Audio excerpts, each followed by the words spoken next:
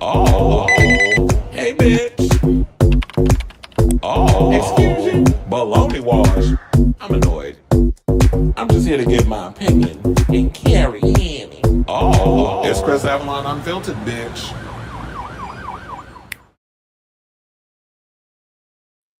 Hey, y'all. Welcome and happy Thursday.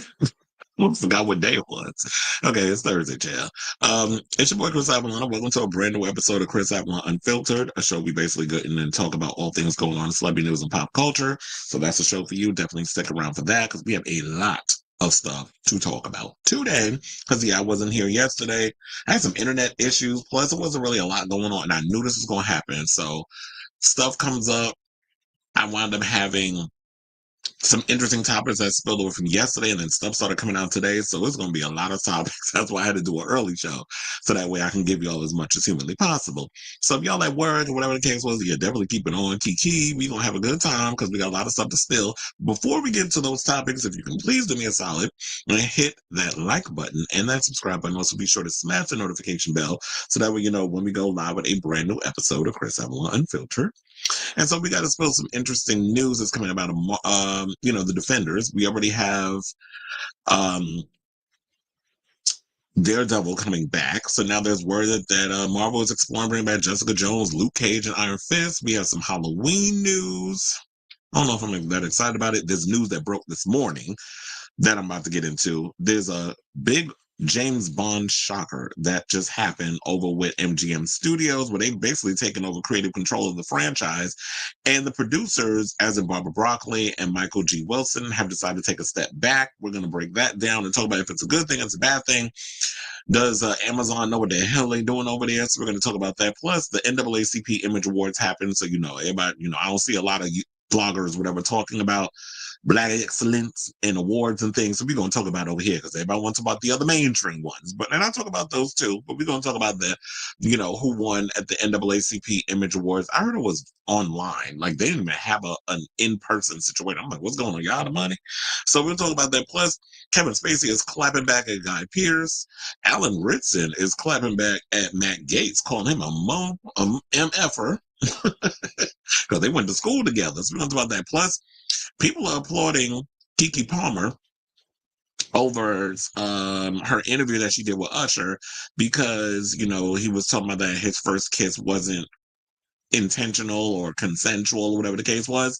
And so people are kind of looking at it as like, oh, child, something had happened to him when he was younger. And they was even throwing Justin Bieber into the conversation. So we're going to talk about that. Plus, I guess some good news for the people that were charged with the manslaughter charges against Liam Payne. We have an update on that.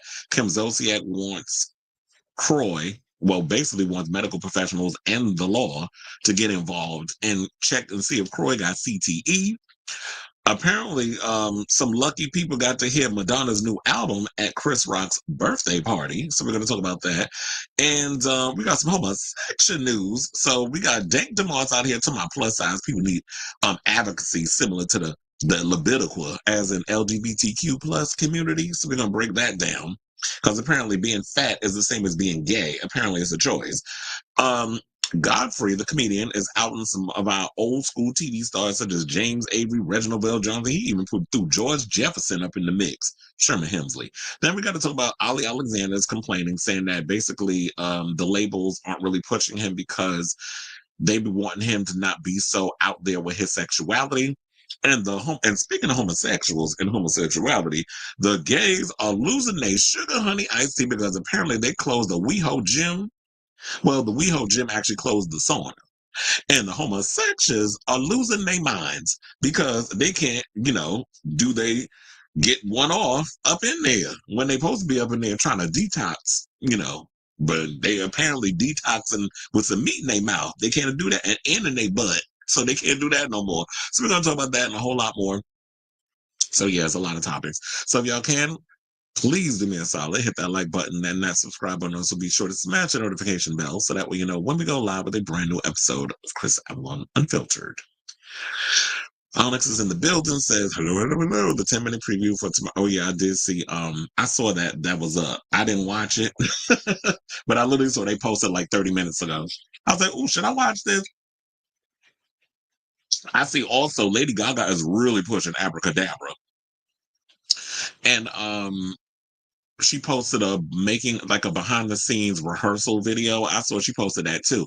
And there's a video of I think it was one that was done by MasterCard where they were showing how like she was putting the video and stuff together, and there was some shadiness that they pointed out and I missed. Apparently one of the people that was a part of her team that was talking to her, he had on a Madonna t-shirt.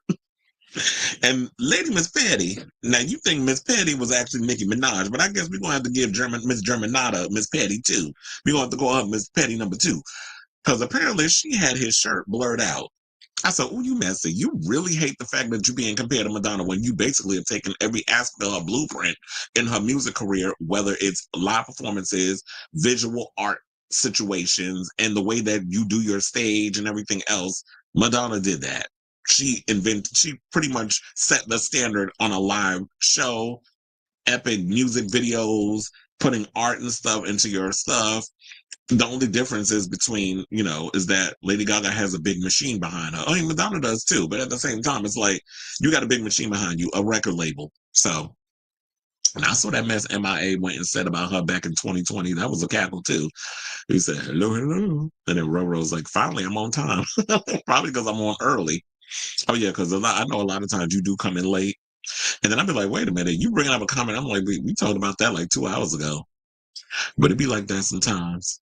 I'm like, look, if I could possibly get this show up and running early, I would. But it's just, this is a 24-hour gig. And it's annoying because I was literally trying to upload a video. Speaking of which, okay. Oh, it's finally up. But yeah, let's get this show on the road. Or as, what's her name?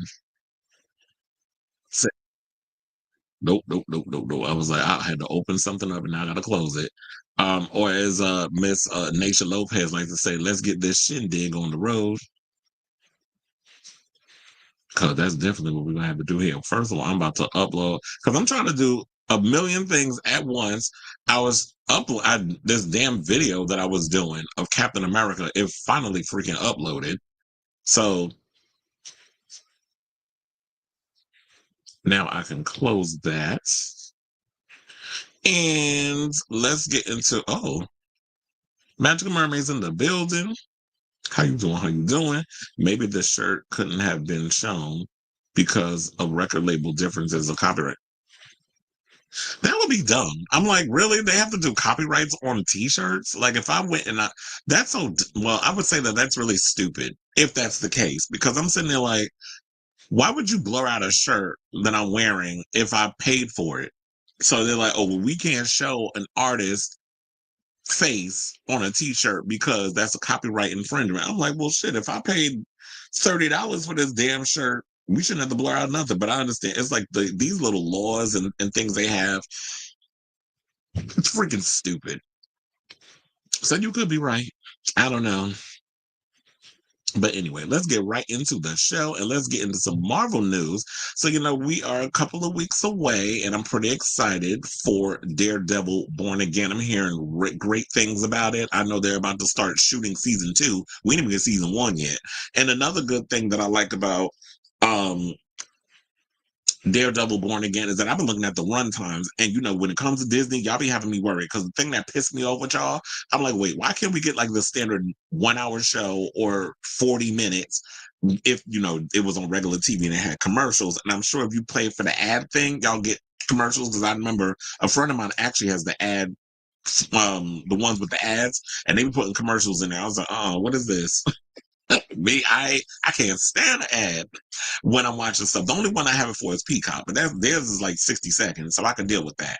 Anything else, I'm like, I don't care. I'll just pay the whole thing minus the ads to not have that because it's so annoying. Anyway, the thing that's always been worrying me about Disney Plus is the fact that when it comes to y'all length times about shows, especially with y'all your oh my God, what is it? Like the Lucasfilm stuff, like the Acolyte and all those other shows where they'd be like, the show is supposed to be 40 minutes, right? Y'all be having like 5-minute previously on. I'm like, we don't need all this. I just finished watching. I don't need a recap. And a lot of times we binge it anyway. And then when the show is over, It's like 10 minutes of credits, and I'm because everybody that worked on the special effect. I'm like, okay, so that's where the 40 minutes is. Technically, the episode is 30 minutes, but y'all added all that extra stuff in there, so it feels like 40 to 45. And when y'all put all up in there, it feels like it cheats the people, and I get annoyed. So that's what my worry was when it came down to Daredevil Born Again. But come to find out, the episodes are pretty lengthy, so I'm excited about that. I was like, y'all not gonna do us dirty because they fed us good over there at Netflix when the actual just Daredevil show was on there. But now comes word that I guess because they're feeling pretty good about what's going on with Daredevil Born Again, that word on the street, well, not even word on the street, this is actually coming from someone from Marvel that is basically saying that they're exploring the idea of bringing back Jessica Jones, Luke Cage, and Iron Fist. And I have to say that I'm pretty excited about that because, I love me some Mike Coulter. And I was like, we need to get him back on TV because Justice for season 2, I hated season 2 of Luke Cage. But I love season 1 because Mahershala Ali did his big one on that one. But I'm like, we need a season 2. I could never personally get that much into Jessica Jones, although I like the actress that played her. Don't even get me started on Iron Fist. I thought that show was a hot ass mess. I still am not liking it, although I did like Elektra, the girl that played her, and I think they changed her. I heard they changed the actress that plays Elektra, something or another. I don't know if she's going to be in the new Daredevil series, but I did hear rumors. But anyway, to get into the story. Now, speaking with Entertainment Weekly for an exclusive deep dive into Daredevil Born Again, Marvel's head of streaming television and animation, Brad Winterbaum, confirms, quote, "We are very much exploring bringing back Kristen Ritter's Jessica Jones, Mike Coulter's Luke Cage, and Finn Jones's Iron Fist Danny Rand to the Marvel Cinematic Universe." And I know like a lot of people didn't really like Finn Jones as Iron Fist, but look, if y'all can find a way to make that show likable and watchable, then I guess I'll come aboard. But if y'all do a recast, I wouldn't be that upset with y'all. He says, "I can't say much, but I'll tell you that it's so exciting to be able to play in that sandbox." This is what Winterbaum says. "Obviously, we don't have the unlimited storytelling resources like a comic book. If you can draw it, you can do it. It's dealing with actors and time and massive scale of production in order to build a cinematic universe, especially on television. But I can just say that all those variables taken into account, is certainly something that is creatively extremely exciting and that we are very much exploring." So I actually like this news. The Defenders, I was like when they brought them all together for that show, but I was like, I was kind of disappointed. And don't get me wrong, I did love seeing Sigourney Weaver and all the other people that was up in that show, but I just felt like the Defenders kind of let me down. So they do decide to bring it back, and now that it's over at Disney, they can do a much better job at feeding us fans what we want in regards to this. But I'm definitely would like to see the fact that we can bring all these people back. Now, from us hearing about these cast of characters, one of the things I would also like to know, and they haven't really confirmed this or not, are we getting a new season of The Punisher? Like, are y'all going to revive that show? Like, I know, like, John Bernthal, I love me some John Bernthal. I have been a huge fan, of course, well, maybe I don't know. I can't say, of course, of John Bernthal since The Walking Dead. And I'm really looking forward to seeing him in The Accountant, too, because I love The Accountant. I know a lot of people slept on that movie. And anything John Bernthal pops up in, he's excellent at. He's definitely like one of the greats out here right now. Him and I like Frank Grillo. So it's like these guys who are rough around the edges, but really, bring it in regards of like showing the versatility that they have as actors. So I want to know if they're actually going to bring back.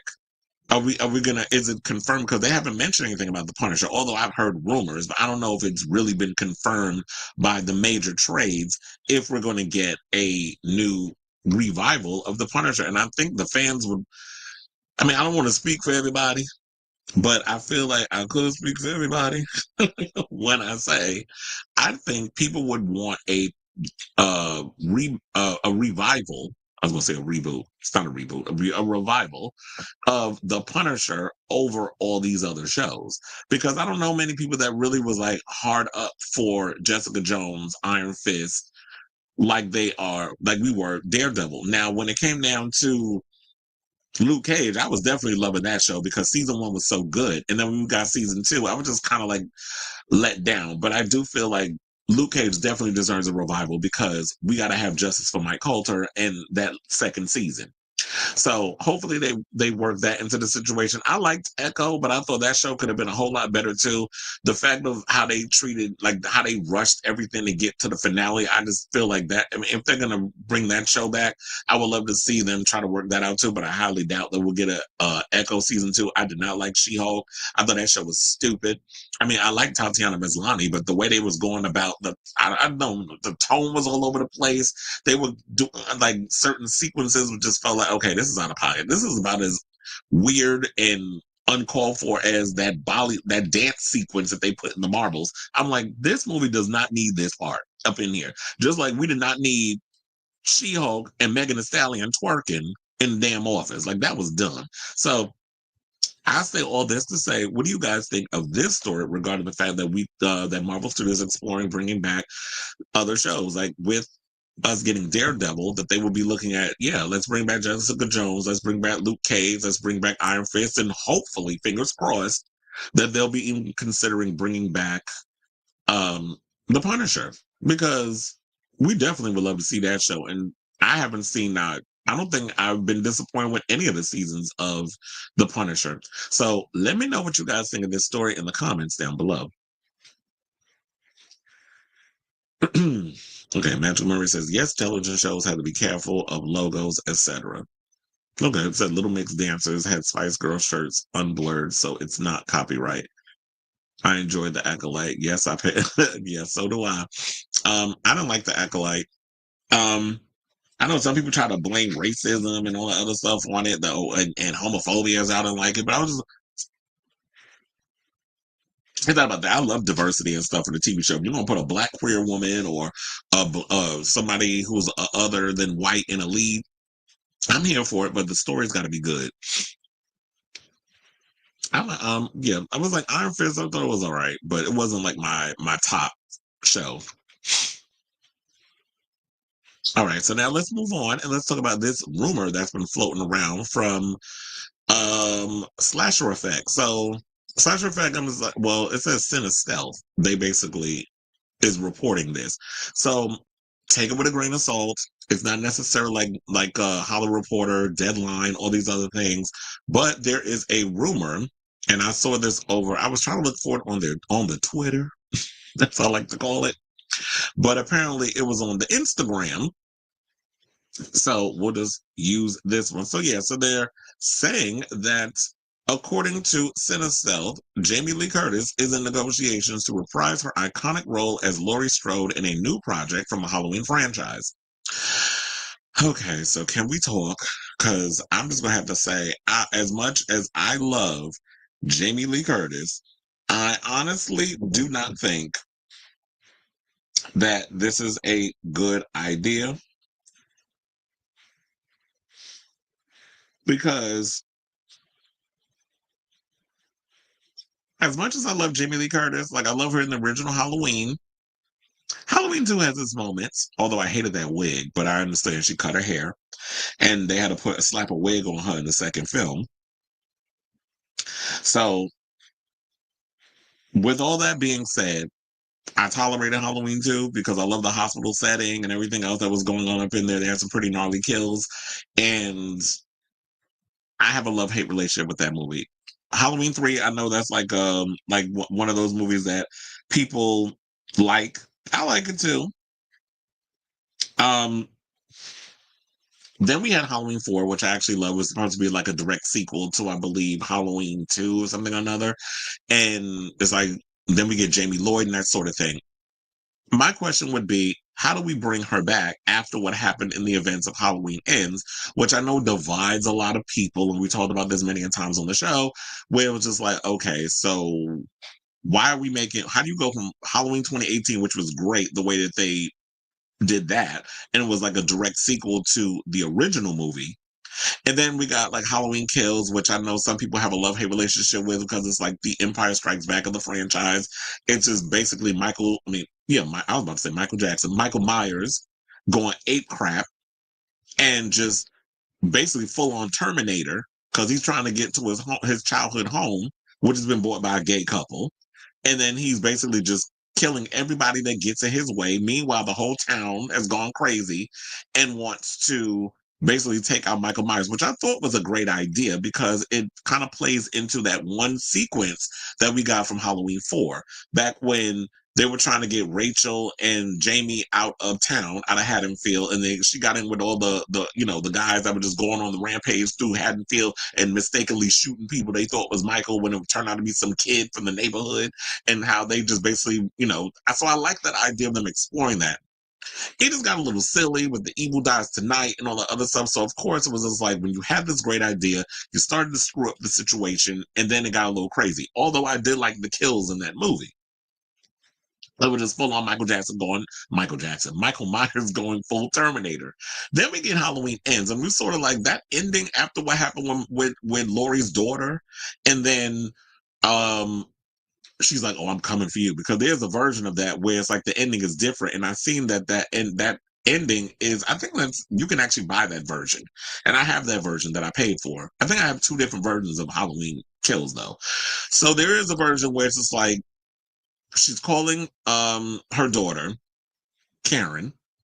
Michael's breathing on the other end, and she's like, "I'm coming for you." And she leaves the hospital, got the knife in the hand and everything, which I believe is the scene that they ended up cutting because it was like, whatever. But I actually like that. I was like, yeah, we're about to get, now she's about to go full into Hamilton and take his ass out. Then we fast forward 4 years. I'm like, huh? And she's all of a sudden, she's Britney Spears. She's writing a memoir. She's now like trying to get with the sheriff finally after all these years. And then there's a whole Corey Cunningham story. I'm like, what? Where are we going with this? Now it's a full-on Halloween version of Christine, where this boy all of a sudden gets with Michael, and the only way that is like Michael is the energy that keeps jolting to life because he's all wounded, eating animals and homeless people. And now when Corey Cunningham is going around stabbing up people, Michael gets his powers, or the powers of transfer. And then that scene where there was like, it pissed off a lot of the fans. You up in there wrestling, "Oh, I need this." You go into the cave and you wrestle him for his mask because you need to borrow it so you can kill them damn bullies. Which some people said they don't believe that a bunch of band nerds could be bullies. I'm like, the times have changed. It ain't only just football jocks and stuff or another that's picking on the nerds. The nerds are the new bullies too. Bullies wear many masks. It ain't got nothing to do with, okay, you have to be this stereotypical, I'm a football jock, yeah, therefore I'm a dick. It's like, no, that doesn't always work in that situation. But because, I always got to bring in the whole Halloween thing or why people was pissed. But at this point, I'm just like, you know what? I feel like new stories need to be told. We need a younger Michael Myers. You could tell a story of him in a whole new town, going after new people. I'm tired of the whole Michael, Laurie Strode story. I think it's been worked to death. I don't think we need Jamie Lee Curtis in another one of these movies. How many times are you going to give her just due only for us to end up disappointed? I hated the way that I felt that her journey was anticlimactic with Halloween H2O, which, in a way, if you want to do another alternate universe, you could kind of dig into that and have her go in. It'd be bring Josh Hartnett back, because remember that was her son in Halloween H2O. You can kind of go in there and continue on that franchise. But I think for the most part, I think the fans in the alternate universe that we're talking about, I think the fans basically, they want the Jamie Lloyd story. So I think what they would love to see is, let's do a continuation, because fuck Halloween 5. Halloween 5 was terrible. Don't even get me started on Halloween 6, and don't even get me started on Halloween Resurrection with Busta Rhymes. I hate that damn movie. But the one where they actually went and killed off Jamie and had a new actress come over there because apparently Danielle Harris, I guess, wanted more money or something or another. I mean, she was carrying the franchise on her back because Jamie Lee Curtis didn't want to come back. She wanted to go off and do different things. But so we were ready. We moved on from Miss Curtis, and we was all about Danielle Harris, who has become like my generation scream queen. So, especially with her being like, she was like 11 or 12 when she did the first movie. So I would love to have seen that story be explored, where we can get more Jamie Lloyd and all that other stuff. But maybe you can have Jamie Lee come in and as Jamie Lloyd's mother in an alternate universe. And I know some people are like, but wait a minute, she has this kid. I was like, look, it's a different story, it's a different timeline. they can play in that wheelhouse. It's a movie. People always act like they watching fucking biographies or biopics. I'm like, y'all do know movies are not real. Stories are not real. Michael Myers is not real. So it's like, if you got to explain something where people can't differentiate a movie from real life, then y'all are a special kind of slow. So y'all can explore that world, or you can explore the Halloween H2O world where it comes to, I mean, where it is with Josh Hartnett. You can kind of explore that world, or you can come up with a new idea with Michael Myers in a whole new town with a new cast of kids that he just goes off and kills. Because remember, he is the shade. He is someone who wants to just go off and kill people for the sake of killing people. He doesn't kill people because, oh, that's my sibling and I want to kill off my family and the bloodline and the thorns shit and all that other crap. It's like, no. He is just a shape. He is the personification of evil. And not everybody that goes around cutting people up has to have a reason or an explanation as to why they're doing what they're doing. So when I was looking at some of the comments, some people said Halloween Ends was a perfect ending to her character. Another person said stop. With Slasher Effect saying never. Look, as long as these Halloween movies make money, they're not gonna stop. And people need to understand that it's called show business for a reason, because it's a business that makes money making movies. So as long as there is a hunger for Michael Myers and Halloween, they're going to keep making them. Another person said, I'm thinking it's either the Halloween show in a cameo, we haven't heard anything in a while, or a new video game they have coming out. Oh, I forgot they were supposed to be doing a Halloween TV series. I don't know what's going on with that. Then it said, honestly conflicted about this. I love Laurie, but I feel like it's time to move past her. And how is this going to be a Halloween movie if Michael was grounded to me in the last movie? Well, that is true. They did grind him up like he was ground beef in that end. But you can do, like I said, you can always revive somebody with a whole new story. That story was told, it's ended, now it's time to move on. But I did like the idea that they explored the fact that evil manifests itself, and that the power of evil from Michael was transferable to another person. If they would have explored that more and kind of alluded to that throughout the trilogy of David Gordon Green's trilogy, I think people would have been able to tolerate that. The fact of the matter was they introduced that whole story a little too late, and the fans, for the most part, didn't come on board. So while I didn't mind Halloween Ends, I actually like it if it's a solo film, like similar to Season of the Witch, where it's like this solo film, solo idea. But the problem was, David Gordon Green, you and your people, you alluded to this being a trilogy of sorts. So you can't just come in and introduce this whole new thing in one movie if you didn't sprinkle it throughout your trilogy, because then we would have been able to receive it a whole lot more if you would have done it that way. So I say all this to say, what do you think of this story? Do you believe that Jamie Lee Curtis could be coming back to reprise her role as Laurie Strode?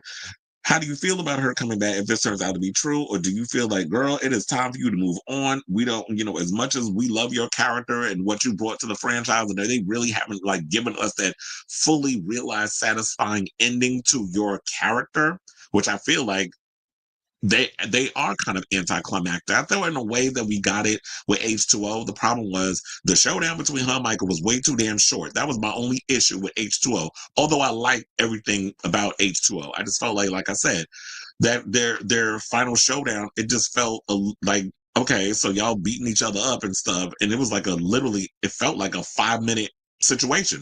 But I will say, I did love they showdown in the kitchen in Halloween Ends.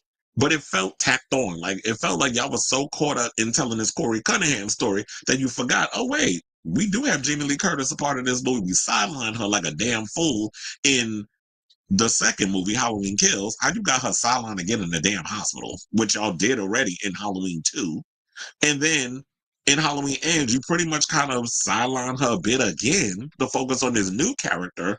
But then it's like, okay, the third act, we got like 10 minutes left in this movie. Let's just remember, let's get Laurie and Michael to fuck each other up again. So it just felt like it was a mess. But I did like parts of all those movies. But anyway, so let me know what you guys think of this story in the comments down below. I was like, wait a minute, let me make sure these videos is open, because it was something I was supposed to do before. and make sure that some other videos that I have was going to be ready. And then I'll get to y'all comments. Okay, let me close that. All right. He said MasterCard was the one that edited the video, and it's common for merch ads to be censored if it's not relevant to the product artist. There were also another hoodie blurred. Okay. Michael Immortal. Apparently. Reminds me of President. As long as those tickets sell, there will be hell. Okay. Now, you know what? That needs to be on a t-shirt. As long as those tickets sell, there will be hell, because that is true.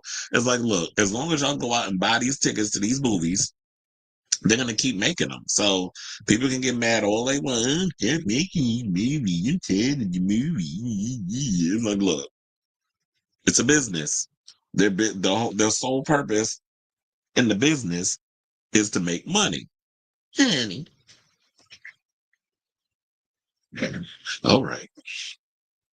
Man, I'm just dropping everything up in here. All right, so let's get into this Bond story. So this is like the big news that broke out earlier today, like this morning. I was like, oh, I got to get on this one.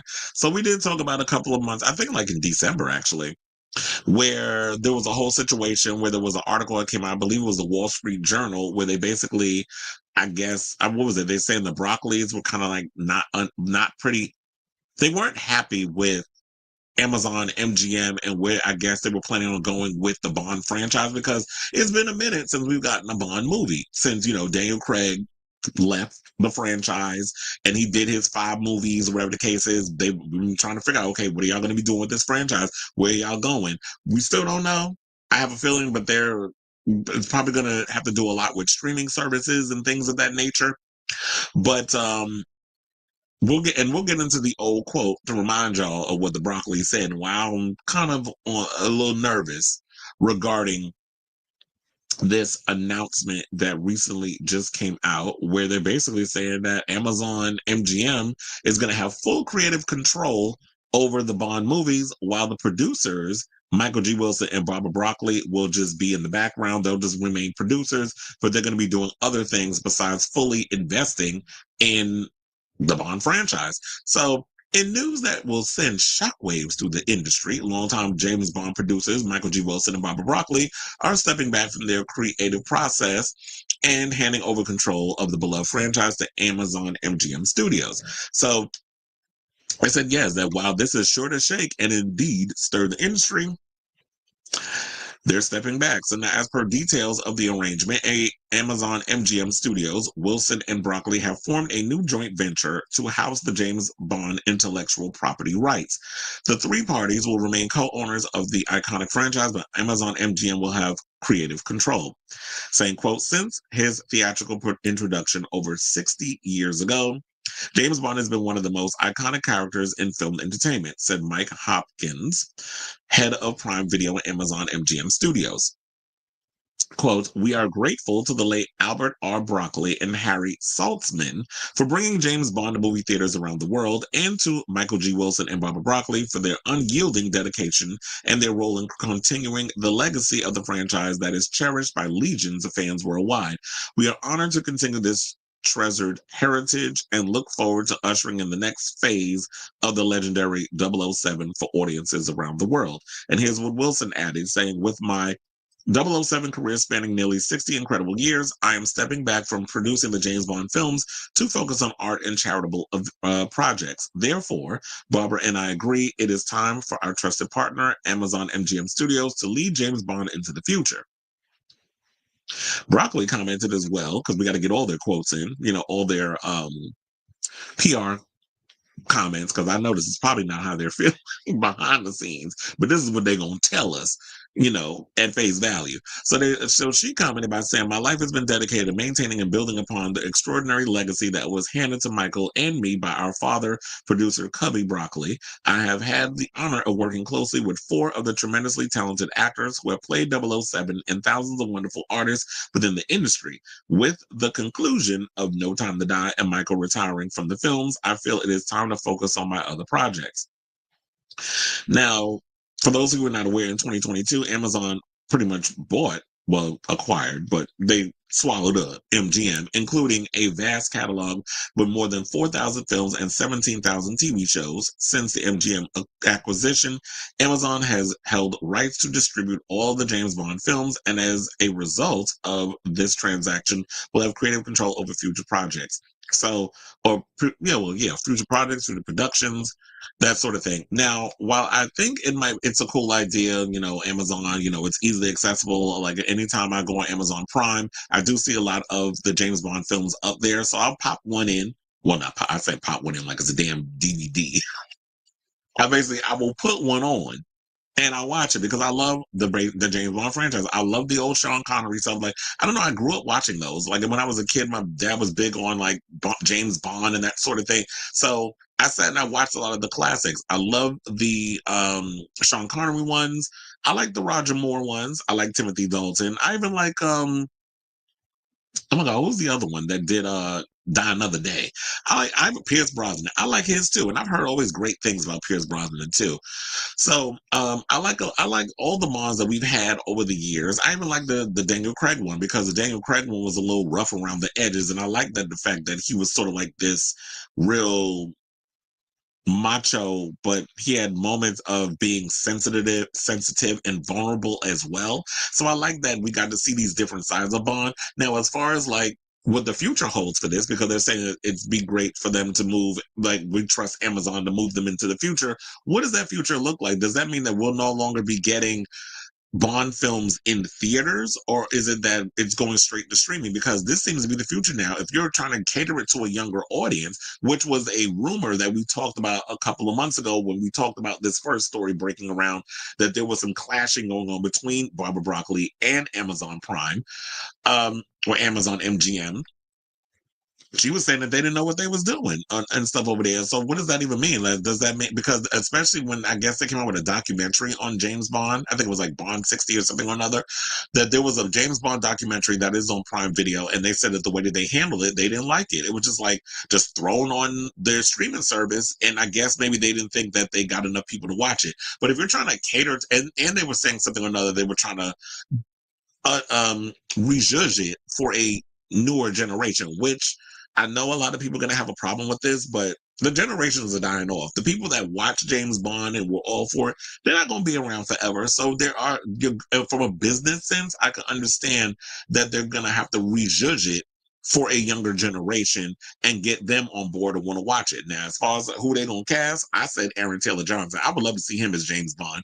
And a lot of people like him. We ain't going to talk about Craven the Hunter. But I would like to see Aaron Taylor Johnson. Now, as far as if they want to go younger than that, then they'll figure it out in their casting. But does this mean that James Bond is no longer going to be it's going to be a theatrical release and it's only going to be straight to streaming, which I guess would probably piss the Broccolis off. But I'm like, yeah, I wouldn't worry too much about it, because if you're going to get your coins, then you'll get your money. And that should be the main thing. I mean, even though I know, like, as an artist, if you love a franchise so much and you are just like, oh, Bond wouldn't do this or Bond wouldn't do that, and y'all coming in and just trying to change up every damn thing, then I would be a ways about it. But the way people treat IPs and things these days, I don't know, it's a tricky one. But I will say this. So to bring up this article, this is why I said that I don't know if I'm buying 110% of what they were saying. So now there was an article that came out back in December that we talked about on this show, from the Wall Street Journal, and said there was a feud going on between franchise owner and Amazon, franchise owner Amazon, and producer Barbara Broccoli, who she has creative control with half-brother Michael Wilson after inheriting it from their father, Albert Cubby R. Broccoli. Now, according to a Thursday story in the Journal, they said sources close to Barbara say that she doesn't think Amazon is a good fit for Bond. The outlet wrote that she can hold Bond hostage from Amazon for as long as she sees fit, and quotes a line from her dad in justification, saying, "Don't have temporary people make permanent decisions." Well, are they permanent? I mean, temporary, because if Amazon's got the money and they bought MGM and they have all their catalog, because they do have MGM Plus, a part of Amazon, which I think is ridiculous. The fact that they have a MGM Plus, which is the only way you can watch From, and that's a show that I actually like. And then you have Prime Video. I feel like y'all should just mash it all up together, charge people one specific price, and call it a day. Because if you own MGM stuff, why would you want to like have it separate? And then you got to pay for two separate situations. But yeah, she said that. What else did she say? So she also said that they're effing idiots. That's what she referred to Amazon as. So if you don't say all of this and say that they're, well, she didn't say effing. I'm just abbreviating it as effing idiots. But if you had that, then it's like, why would you agree to this? But maybe they backed up the Brinks truck and she just like, whatever, I can't fight this fight. I'm not going to sit up here and be in court for years dealing with a lot of mess. I'm going to just let it go.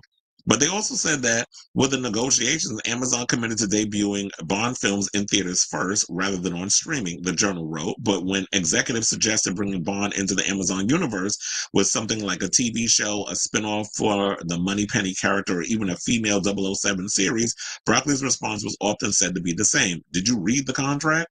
Now, Amazon execs are perhaps reluctant to cast an unknown actor as the next Bond, running against Broccoli's preference for what the Journal described as a mixture of gut instinct with a healthy amount of risk, indecisions for the franchise, like casting a much less famous Craig in 2006's Casino Royale. And here's the thing, people didn't know Daniel Craig. He was doing a lot of indie films like Layer Cake and a bunch of other films, and he was a good fit for it. I thought he was, in my opinion, the best James Bond since Sean Connery. I thought he kind of fit up in there with that. And I like all the other Bonds, but I just felt like out of all the people that really gave me that essence of Bond, where it was sort of like it was, you know, he's very one-liner, sarcastic, edgy, can kick your butt, also take a couple of licks. Like, this is not a Dwayne Johnson movie where it's like, oh, it's my contract, I can't get punched and beat up. Like, get out of here with that.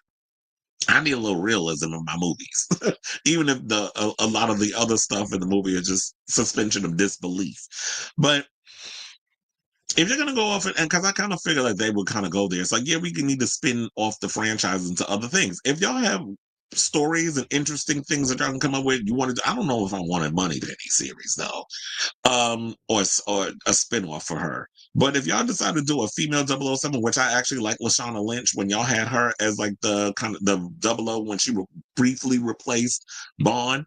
I actually like that whole idea. If they can come in with an idea that plays within that 00 universe and it's a good script and there's a lot of really cool, intense action sequences, I'm here for it. I'm all for trying to spin stuff off. I kind of feel they need to do the same thing with Mission Impossible. Why is it that Tom Cruise is the only face of Mission Impossible? Like, I know he's been doing that franchise playing Ethan Hunt for 30 damn years, but at the same time, I feel like I would love an IMF series. I would like to see things spun off outside of him. And I know he's very old school and he wants everything to be theatrical, and we can't do a TV. Why not? Because I feel like you cannot play Ethan Hunt forever, sir. And it seems like while I am looking forward to this new Mission Impossible movie, if you want to keep this franchise going, why not spin it off in other ways? So if MGM Prime, Amazon, whatever the hell you want to call it, has interesting ideas, I'll be here for it. But I will say I am a little skeptical, especially after that story came out from the Wall Street Journal where Barbara Broccoli wasn't too pleased, allegedly, with what's been going on at the current studio that swallowed up MGM. So I say all this to say, what do you guys think of this story in regards to this news that came out about MGM Studios taking over the James Bond franchise as while the other producers of the long-running producers of the franchise decides to step back and work on, other ideas or possibly other IPs? Because I'm sitting there wondering what other things y'all got cooked up in that franchise or in your little producing situation besides James Bond. Is like that is that the only franchise y'all got under y'all belt that y'all put money into? Because I'd have been creating other IPs and trying to make money in other ways besides James Bond being the end all be all of my money. My income, my source of income. So let me know what you guys think of this story in the comments down below.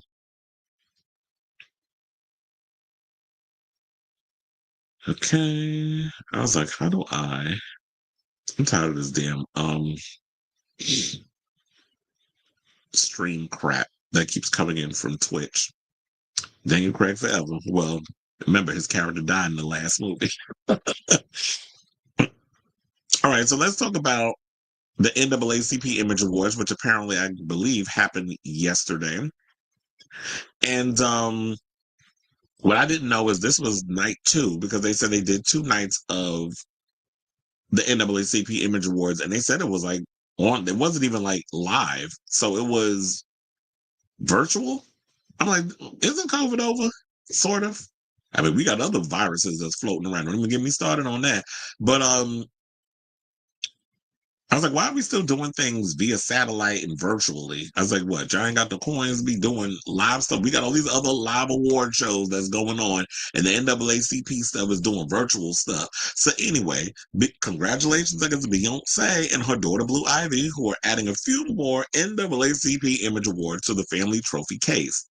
So reigning Grammy Album of the Year winner Beyoncé won Outstanding Female Artist and Outstanding Album of the Year to lead winners Wednesday during night 2 of the 56th NAACP Image Awards pre-award show.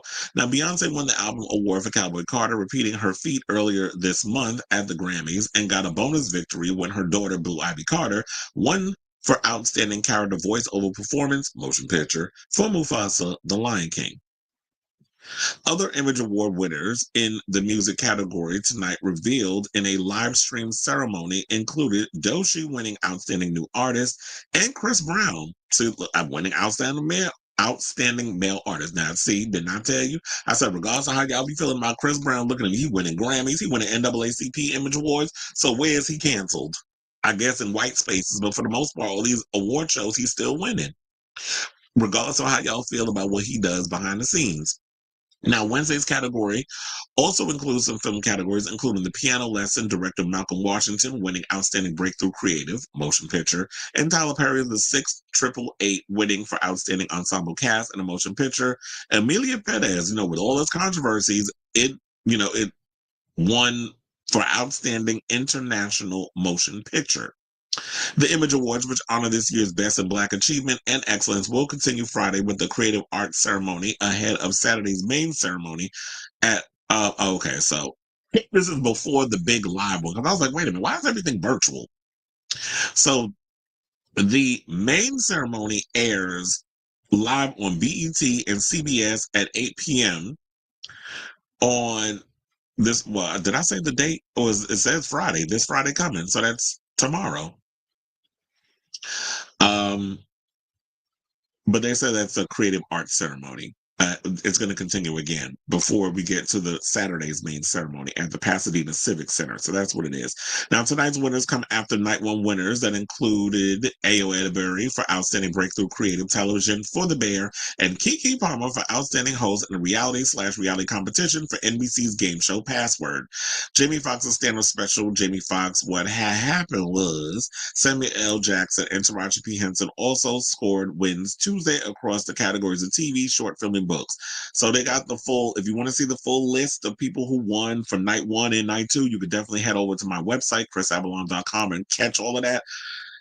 I'm like, is this Slim Pickens when y'all had to give Jamie Foxx stand-up special? Because that was so not funny. I just feel like, whenever I hear like a comedy special goes to Netflix, I just kind of side-eye it because I'm like, it feels like Netflix sucks the funny out of every comedian that does a stand-up special over there. I don't know what's going on. What's in the water at Netflix? It's kind of like y'all dilute yourselves. It's like a downgrade almost when y'all go over to Netflix with y'all comedy specials. Because I can't name not one damn comedy special I've seen over there that I have ha and he that. Even Chris Rock's comedy special was underwhelming. So yeah, I don't want to spend a whole lot of time going through the list of people who won, but congratulations to all the winners. But like I said, if y'all want to actually see everybody who won, y'all can head over to my website, chrisavalon.com, where I have it all listed. So I will say all to you, what do you guys think of this story that has come out about, the NAACP Image Award winners? So whatever your thoughts are, let me know in the comments down below.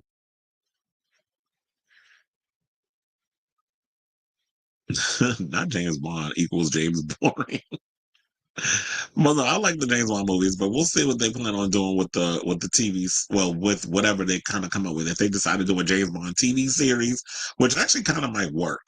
I don't know if this younger generation even cares about James Bond. But if not, then I guess, you know what, maybe they are thinking about doing streaming or whatever. And then if they wanted to release it in theaters, they could do like a 2-week theatrical release, or like how they always do with every damn thing else, which is we're going to release the movie.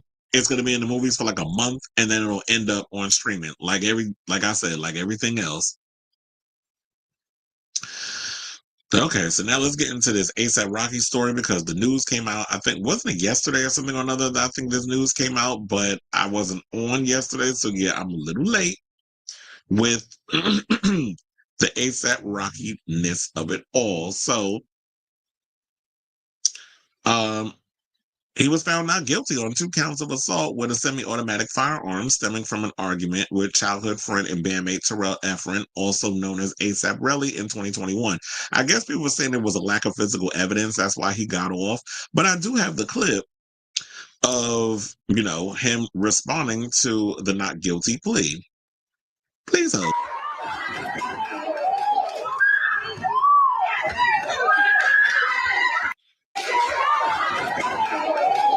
Okay, that was the joke. Because I wanted to show like the juxtaposition where it was like, oh yeah, he dove over there to get to Rihanna, like that man dove over to that judge. And you already know the way that with that whole not guilty situation, you already know ASAP Rocky going, Rihanna's already pregnant. It's only a matter of time before she about to come out and announce baby number damn 3. And she already said, well, they said that when they have their next child, and you already know that child's coming, RZA and Riot about to have a new damn sibling. She said that they're going to name the baby after his lawyer. So no, here's the real video. I don't want to post, that little jokey joke one from before, but hold on now. Please hold, as I like to say. We, the jury, the above entitled action, find the defendant, Rakeem Mayers, not guilty of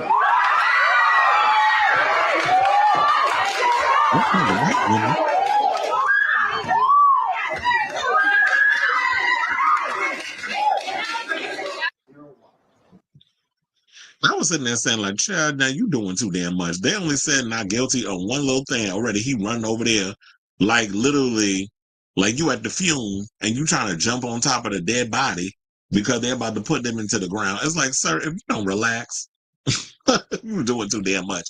But overall, let's get to the full story on that. So they said when the verdict was announced in a DTLA courthouse on Tuesday, Rocky and his defense team in the room erupted in joy and cheers. Rocky jumped over the stand to hug Rihanna and his mother, Renee Black, and sister Erica Mayers. Now, Rocky was facing 2 felony charges stemming from a shooting incident. Oops, I forgot, pow pow incident, because you got to say certain words on freaking YouTube for the algorithm, that occurred outside of the W Hotel in Hollywood. On November 6, 2021, Rocky and Efron had a confrontation on Hollywood Boulevard where Rocky allegedly aimed a gun at Efron's head and stomach. Efron said his hand was grazed by one of the bullets Rocky allegedly shot. Now, Rocky's defense attorney, Joe Tacopina, referred to Efron's injuries as knuckle scrapes, arguing that his client used a prop gun that day to break up a scuffle between Efron and Rocky's entourage.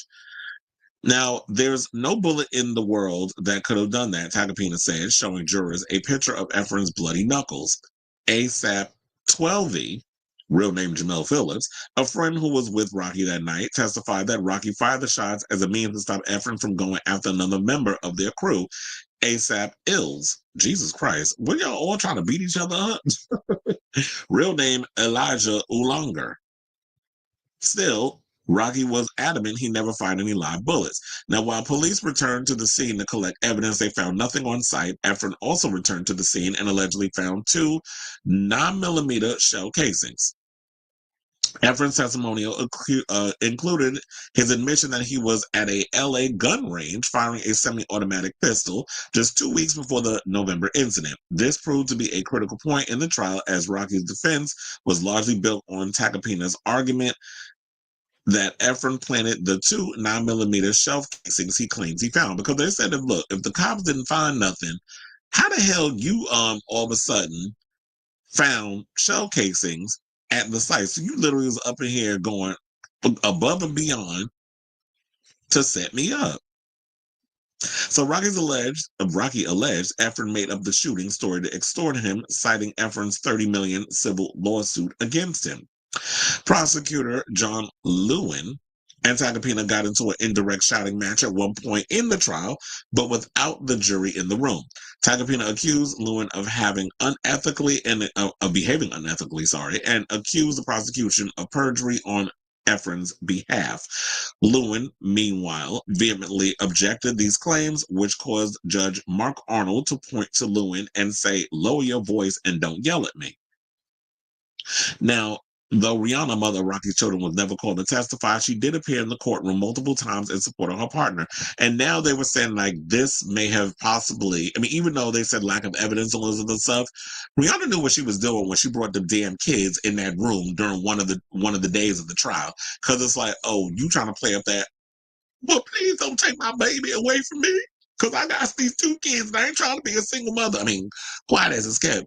Technically, you're a single mother because even though you and ASAP Rocky are fucking, y'all ain't married. And I'm not saying that y'all need to get married, but in the eyes of the Lord, you aren't really married. So therefore, you know, I guess in the eyes of the Lord, you are kind of like a single mother, even though you in a relationship, but y'all not like with the paperwork and all that other stuff. And I'm not saying you need to do that because not everybody feels that they have to follow tradition or whatever the case that is. But she knew that, let me lay it on thick. Let me bring them kids up in there. You already knew them jurors was going to be looking over there and get caught up in the whole thing of Rihanna and what she exudes when she walks into a room. She commands a room when she walks in. And then she got the babies up in there. You already know it's going to be like, oh, let me tug on the heartstrings a little bit. And I think there were some people, when she pulled that little stunt, didn't like the fact that she brought them damn kids in the room. So they said for one of the days, she brought the couple's two toddlers, which caused Judge Arnold to rule that for the state's rebuttal, there's to be no mention of Rihanna being in the courtroom or the kids being in the courtroom, according to Rolling Stone reporter Nancy Dillon. Now, Rocky was facing up to 24 years in the jail for his involvement in the case. He pleaded not guilty to the charges and turned down a plea of 180 days in jail. So you want to know something? He took a risk, and that risk paid off. I tell you, if you feel like I'm innocent in my situation, and he decided to take a gamble. Because, if he was like, let's go to trial, I'm not taking no 180-day deal where I'm going to do, half a damn year in prison. Because it's like, what? Yeah, it's like, half a year. I was like, what am I talking about? 180 days, 6 months. I had to think about it for a second. I was like, yeah, you're right, Chris. Half a year. So, I'm glad he actually was smart enough to be like, I'm not going to take the deal because I didn't do anything wrong. And and we're not going to sit up here and try to act like that the judicial system is innocent, because they not. There's a lot of things that's put in place that, especially when you want to put people of color locked up, because do we need to go into a whole conversation about certain constituents, people running this country who have done everything imaginable that's a felony and still walking free? Hell, they lead in the free damn world. So I'm glad that he took that risk and was like, I ain't doing it. Now, to wrap this up, Rihanna has broken her silence in regards of all of this. And I was like, let me close all of these because I got all these too many damn windows open. And she's spoken now in regards of everything. Now, in a post shared online just moments after the jury reached their verdict on Tuesday, February 18th, the Grammy-winning singer, 36, expressed her extreme gratitude, saying the glory belongs to God and God alone, the Diamond singer wrote on her Instagram stories, in all caps, adding, thankful, humbled by his mercy. Now, we don't need to go into a recap of what he did and all this other stuff because we just talked about it. But I always wonder, and the funny thing, the thing that came to mind as I read this is like when she wrote, because I do have that actual post. Hold on. Because I was like, let me pull that up for y'all. So when she put that up on her stories, I was like, okay. So if you pull something like this in here right now, what if he would have lost? Would you impose that the glory belongs to God and God alone, thankful, humble by his mercy? So it was always funny, like, and this is what I always find about the hypocrisy of religion, is that when it comes down to when things are going great, everybody wants to be thanks be to God, and I'm humbled by His mercy and all that stuff that they tell y'all in church to say. But then when the shit hits the fan, y'all don't be having that same energy. So shout out to y'all. What was the people saying? Oh, I see Big Freedom had a comment or left like a bunch of prayer emojis or whatever on the shade room. They said that man went straight to his wife. Well, child, they not married, so what wife? Another person says seeing a black man go home to his family is very satisfying. He jumped on Riri like how that man did that poor judge. Another person said, Lord, she about to be pregnant again. I said, So I say all this to say, y'all, what do you think of this story in regards to the latest on ASAP Rocky? I know we talked about it a couple of weeks ago. I hadn't really been keeping a step-by-step type situation because I was like, this is not a story that needs to be a little breakdown of every minute little detail. I was like, I'm gonna just wait to see what the verdict is, and then we'll come in and we talk about it. So the verdict is out. He ain't going to jail. He is free, and now he can go out and bang out his girl and get baby number 3, so they can name that third child after the attorney that got his ass off. So I want to hear from you guys on this whole story. So let me know what your thoughts are in the comments down below. Felix says, yeah, I shared the video from Extra TV. Well, it was like Extra had it, and then also MasterCard posted it on their thing too. Is that he was found not guilty on all his charges. Child, I remember one time I had to be juror number 1 in a trial. That was interesting. But you got to stand up and you got the fate of somebody's. My fate is in your fate is in my hands. And that's usually how it goes. I was like, what is going on? Oh, somebody sent me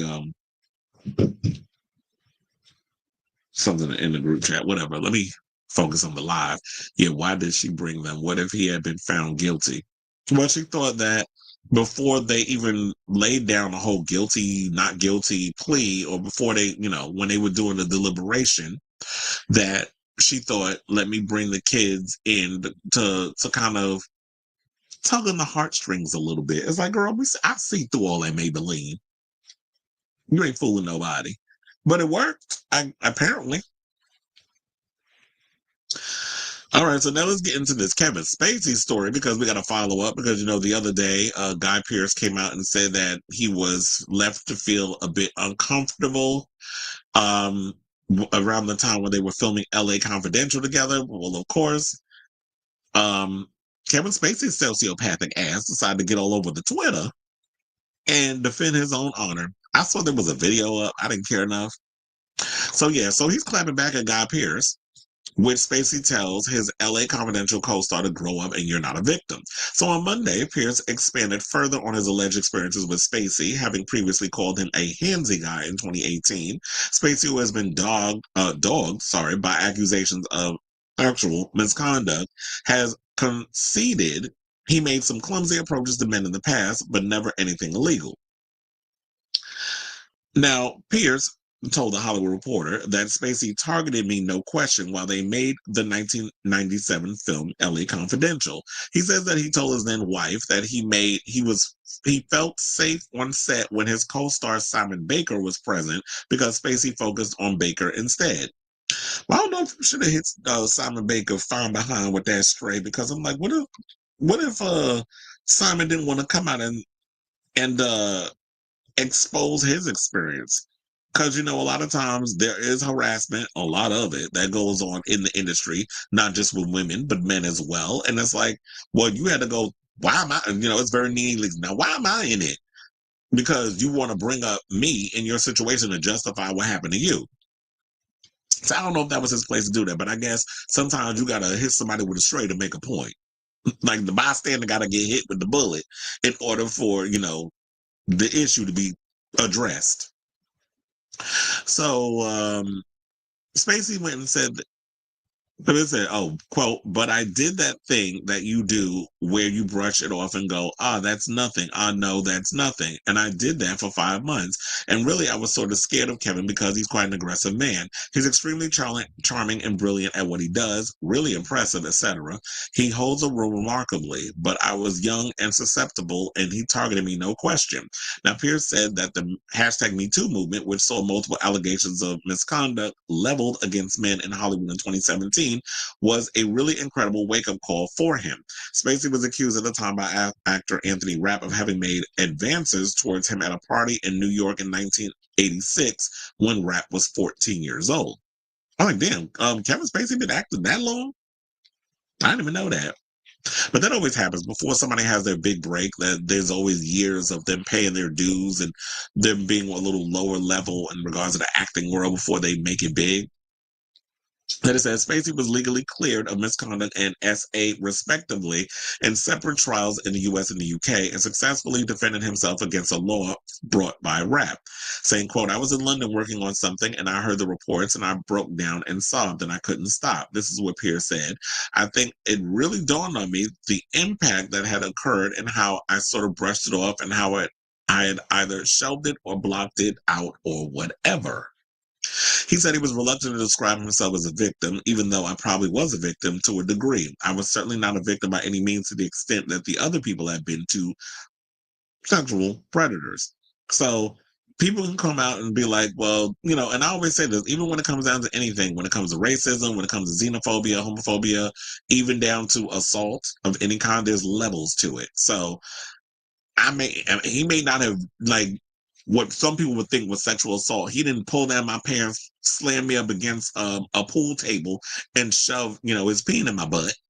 But there were situations that he did was a little bit of a micro situation that made me feel uncomfortable because you're rubbing my shoulders or you're touching me in places that might be inappropriate. And that energy that you're exuding doesn't make me feel comfortable, especially when I'm not into, someone of the same gender. But because you found me attractive and you in the closet, you want to try to push up on me. And remember, Kevin Spacey didn't fully come out as a homosexual until all of this came out during the whole hashtag #MeToo movement. And I was like, oh, hell no, sir. What you're not going to do is equate your pervertedness with us over here who are out and proud. You're not going to do that.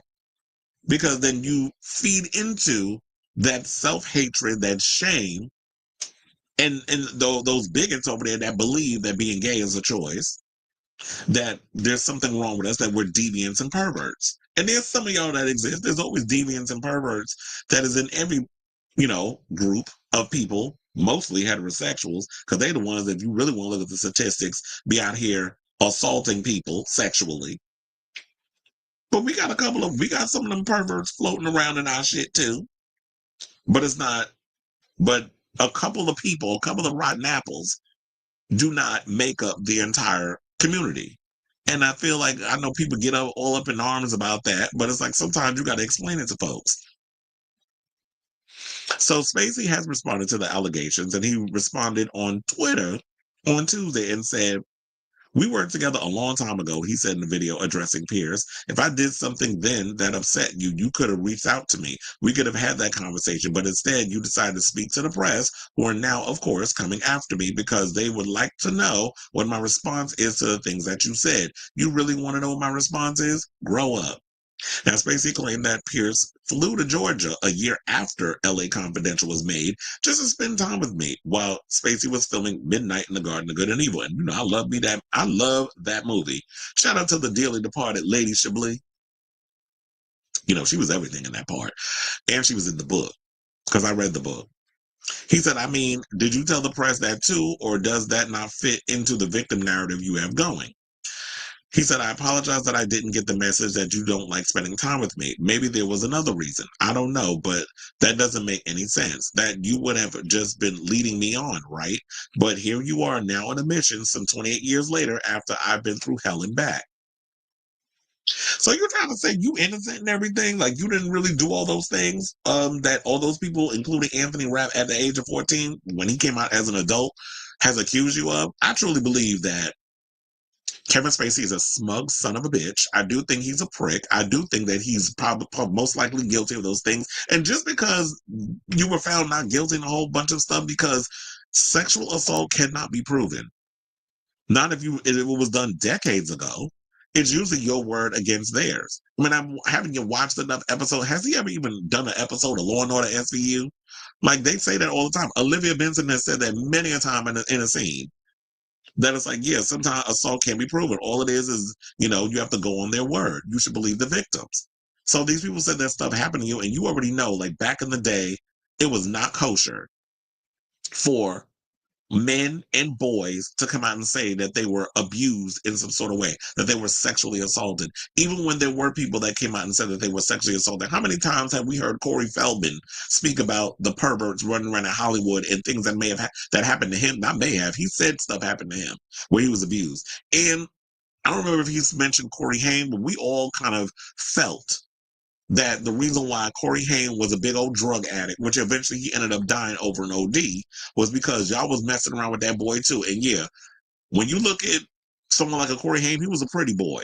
He was like the big crush that everybody had in Hollywood. So you could definitely know that there was some nasty ass, grown ass perverts that was running around trying to get all up in that boy guts. So we're supposed to actually believe that, okay, so yeah, you may have done some things to those people, and now that he's speaking out, you want to sit up in here and throw things, well, he can't even spend time with me. Well, he also said this back in 2018. So this is not the first time he's bringing this up. He's elaborating a lot more. And it was probably because he was asked the question in an interview.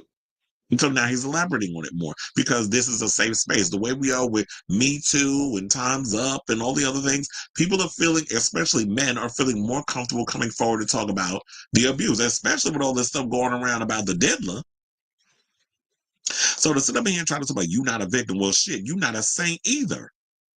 So you can sit up in here and talk about you need to grow up and you're not a victim and all these other things. Maybe you need to also and take responsibility for the things that you've done and not go and say, well, a year later you came to spend time with me on the set of Midnight in the Garden of Good and Evil. I don't know what the reason was behind that. And of course, this was a movie. When did Midnight in the Garden of Good and Evil come out? I think it was like the 90s or something or another. The times was different. So even though he did say in the interview that he wasn't a victim in the biblical sense of what people would equate a sexual assault victim as going through, maybe he blocked it out or something or another. I don't know. I can't speak for him. He's going to have to come out and rebut, give a rebuttal on this that you're accusing him of, because now it seems like you're trying to re-victimize him because you're trying to say, oh, you're just basically doing this for attention.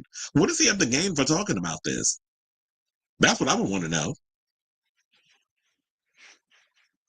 And then, so he basically went on News Nation, which News Nation is basically Fox News Light. Don't even get me started with the foolishness they be speaking over there. He said that he believed the Me Too movement had swung very, very far in the direction of unfairness, but that he was trying to show that I've listened, I've learned, I've got the memo. I feel very strongly about whatever mistakes I've made in my life, that I paid a price. So he's saying that he ain't got nothing to hide. And I'm like, okay, you ain't got nothing to hide, but you was hiding your sexuality for God knows how long, and you had to wait until you were forced to come out of the closet to reveal that you like Payne in your mouth. I was like, don't get me started, child. Don't start your mess. So that's all I got on that story.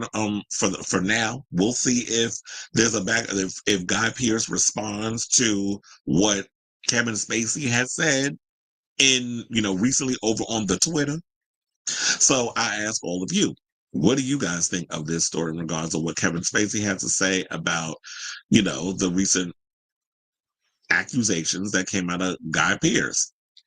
Whatever your thoughts are, let me know in the comments down below.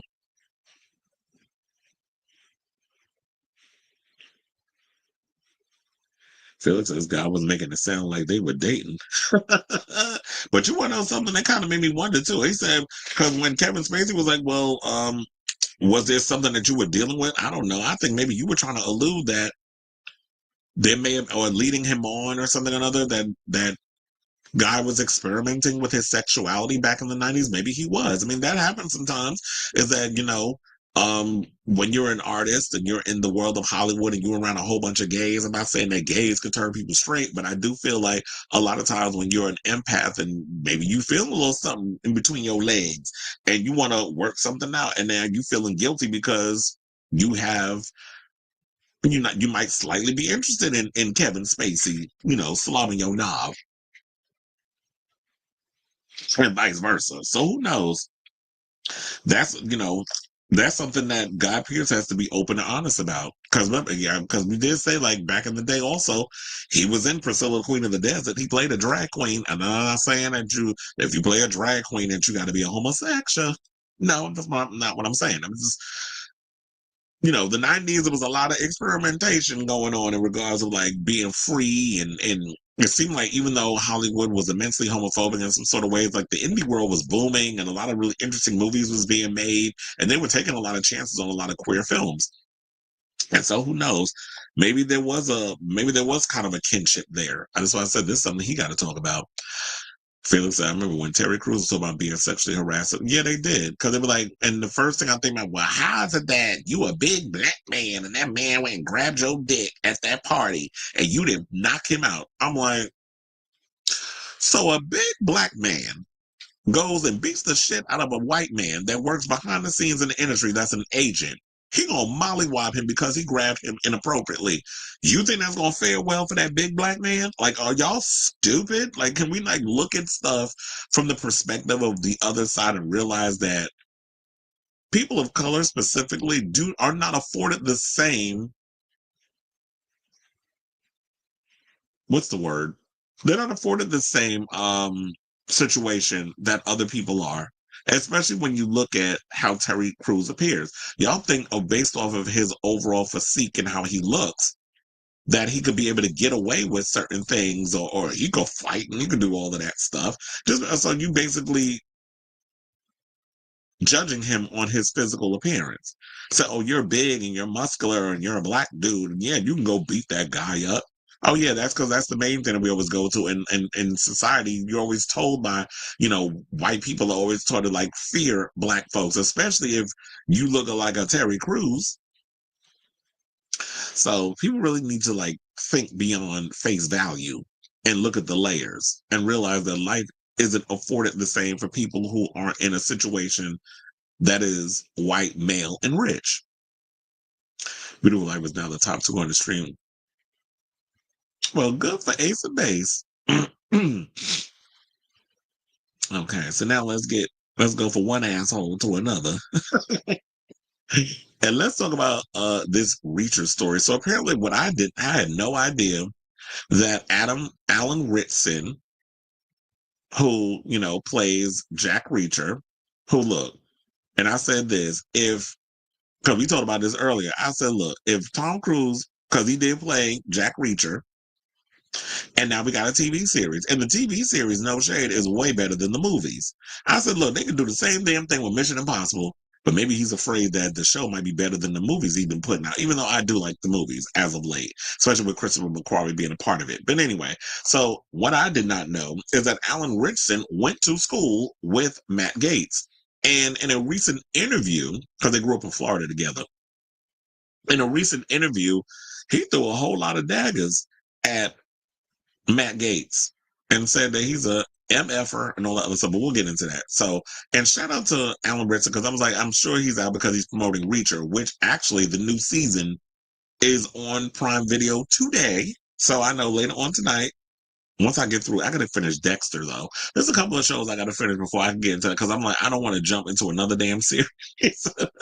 And then I didn't finish the other series that I'm watching, because I have a habit of doing that. But I definitely want to get in this new season of Reacher because I love this show. So Alan basically grew up in Florida, but he says he wants no association with one of the state's most prominent politicians. The Reacher actor slammed former Congressman Matt Gaetz, who he went to school with in Niceville, in an interview with GQ, said the following: "That MFer, we are adversaries." This is what he said. "It's shocking to me that the panhandle of Florida continues to vote for somebody, knowing everything we know about him and the promises that he's made behind closed doors about pardoning certain criminals. He's just not a good dude." Now, Ritchson's comments about Gaetz' support for pardons probably referred to the incident when the politicians recommended that President Donald Trump should pardon Michael Flynn as well as the Thanksgiving turkey and everyone from himself to his administration officials to Joe Exotic if he has to on Fox News in 2020. The Washington Post also reported that Gaetz promised Roger Stone a pardon behind closed doors. Now, Gaetz began his political career as a member of Florida state legislature from 2010 to 2016. He then became the congressional representative for the state's first district, which is located in the Western Panhandle in the U.S. House of Representatives in 2016, and was reelected 4 times.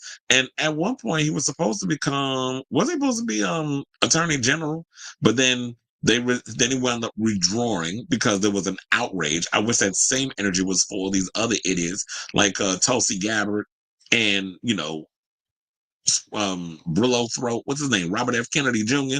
Yeah, all these other morons I got running and Cash Patel. Like I wish that all the energy that y'all had for Matt Gaetz was for them idiots too, because this country is about to go into the meat grinder. And we ain't even gonna make it in the 6 months. Like in 6 months, I feel like this country is gonna be flipped upside down like that damn Delta airline plane that was flipped over in that crash a couple of days ago. We're about to go belly up. So buckle up, buttercups, because this country is about to be a mess. And shout out to Alan Ritchson, who I absolutely am loving him even more because he's someone who is just the guy. He's just like, I don't give a damn. I'm going to say what I want to say. I'm going to call people out when I want to call them out. And I like that there's very rare that we get actors that do that. That is like, I'm going to call somebody and be like, they're an asshole. And you look at, I'm like, God damn, Matt Gaetz got a big ass head. That is the largest head I've ever seen. So I was like, let's take it off him and let's just bask in the beauty that is Alan Ritchson. So it's like, I like him. I like that he's very much outspoken. And he also said that his disdain for Gaetz tempted him to run for office himself, saying, there's part of me that wants to get into politics and outdo somebody like him for good. And there's part of me that's like, I'm not duplicitous enough to succeed in politics. There's a certain people that do a good job at staying true to who they are, but they're ineffective. I think Bernie Sanders is a hero, but it's like, what has he accomplished? Well, it's hard for him to accomplish anything, especially when you've had people within the Democratic Party that have sabotaged every aspect of what Bernie was trying to push, like Medicare for all and things of that nature. But now it seems like Bernie Sanders has kind of like fallen over to the dark side, and he's like kowtowing for these centrist Democrats. So I'm not really caring for Bernie Sanders like I used to. I feel like I've been lied to by him. But the ones that I am feeling, and I like AOC, but she be kind of straddling the fence too. So I ain't 110% on board with her. I am living for Jasmine Crockett. We got to protect her at all costs. I feel like we have to when it comes to her because Jasmine Crockett is out here doing and saying all the things that we need her to say. She is our shero at this point, so I want her to be protected. I like Maxwell Fox. I call him Max Fox. He's another one that's like fresh, energetic, really going for what we need him to go for. I'm sure there's others that I can think of off the top of my head, but it's like a handful of them right now that are really out here fighting the Democratic fight. We need to get rid of Hakeem Jeffries and them fucked up teeth of his. I can't stand Nancy Pelosi, old wrinkly neck having ass. I can't stand a lot of these Democrats running. Can we please get rid of Amy Schumer, annoying ass cousin? Chuck, get on my damn nerves. I need all of you old crows to go and let the new generation come in because y'all already did what y'all need to do. Y'all did y'all big one. Y'all a little too comfortable. Bring in the newer, fresher meat that really want to come in and make change. And I totally get where Alan is coming from because it's like, I thought the same thing. Where it's like, you know what? I even considered trying to get into politics and that sort of thing. However, I don't feel like I'm duplicitous enough to even want to get into it either because I cannot compromise my Christianity. And I'm not even a Christian, but I'm just saying it. But like my good morals is what I'm trying to say with that. You know, those who actually walk the walk, not you fake ass Christians. But when it comes down to, I don't want to compromise my Christianity to go over to the dark side and become a damn Sith Lord in order to get stuff done. Like I'm not willing to sell the country up the river in order to make things work in this world or to make the world a better place. We got enough whores running around here trying to sell every aspect of this country off to the highest bidder so that way they can continue to fatten their damn wallets. Because look, I don't understand all this fattening of y'all wallets. You can't be buried with all the money that y'all making. So shout out to Alan Ritchson. I'll definitely be checking out Reacher, and I implore you all to check out the new season because it is a good show. If you have not seen it, definitely check out the show. And I'm also looking forward to the Neely spinoff that they got coming off too, because I like Neely. That's my girl. But I'm glad she's getting her own spinoff. And I think with this season of Reacher, they're gonna be there might be an episode or something or another that will kind of give us that insight into her getting the spinoff because they do have to set that up. So I say all this to say, what do y'all think of this story? Oh, I also forgot. Guess who also went to school with Matt Gaetz? Funky Dineva. Nessa girl. Yeah, she went to school with him. I think they went to college together, Florida State University. And he told stories about Matt Gaetz. So the world is very small when it comes to people who are in the industry that have worked with or have went to school with Matt Gaetz. I don't know if he had the same experience that Alan Ritchson has had, but I know based off of what he said in the past that they went to school together. So I definitely want to hear from you guys on this, about this whole story, this, and you can tell me about if you are a Reacher fan. So let me know what you guys think of this story in the comments down below.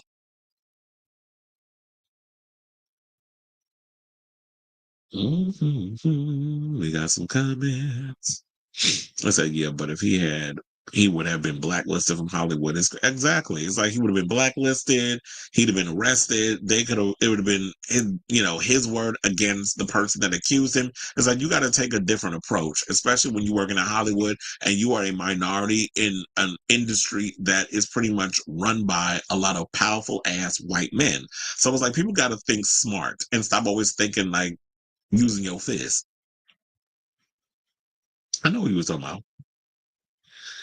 All right, so now let's move on and let's talk about Usher, who recently did an interview with Miss KK.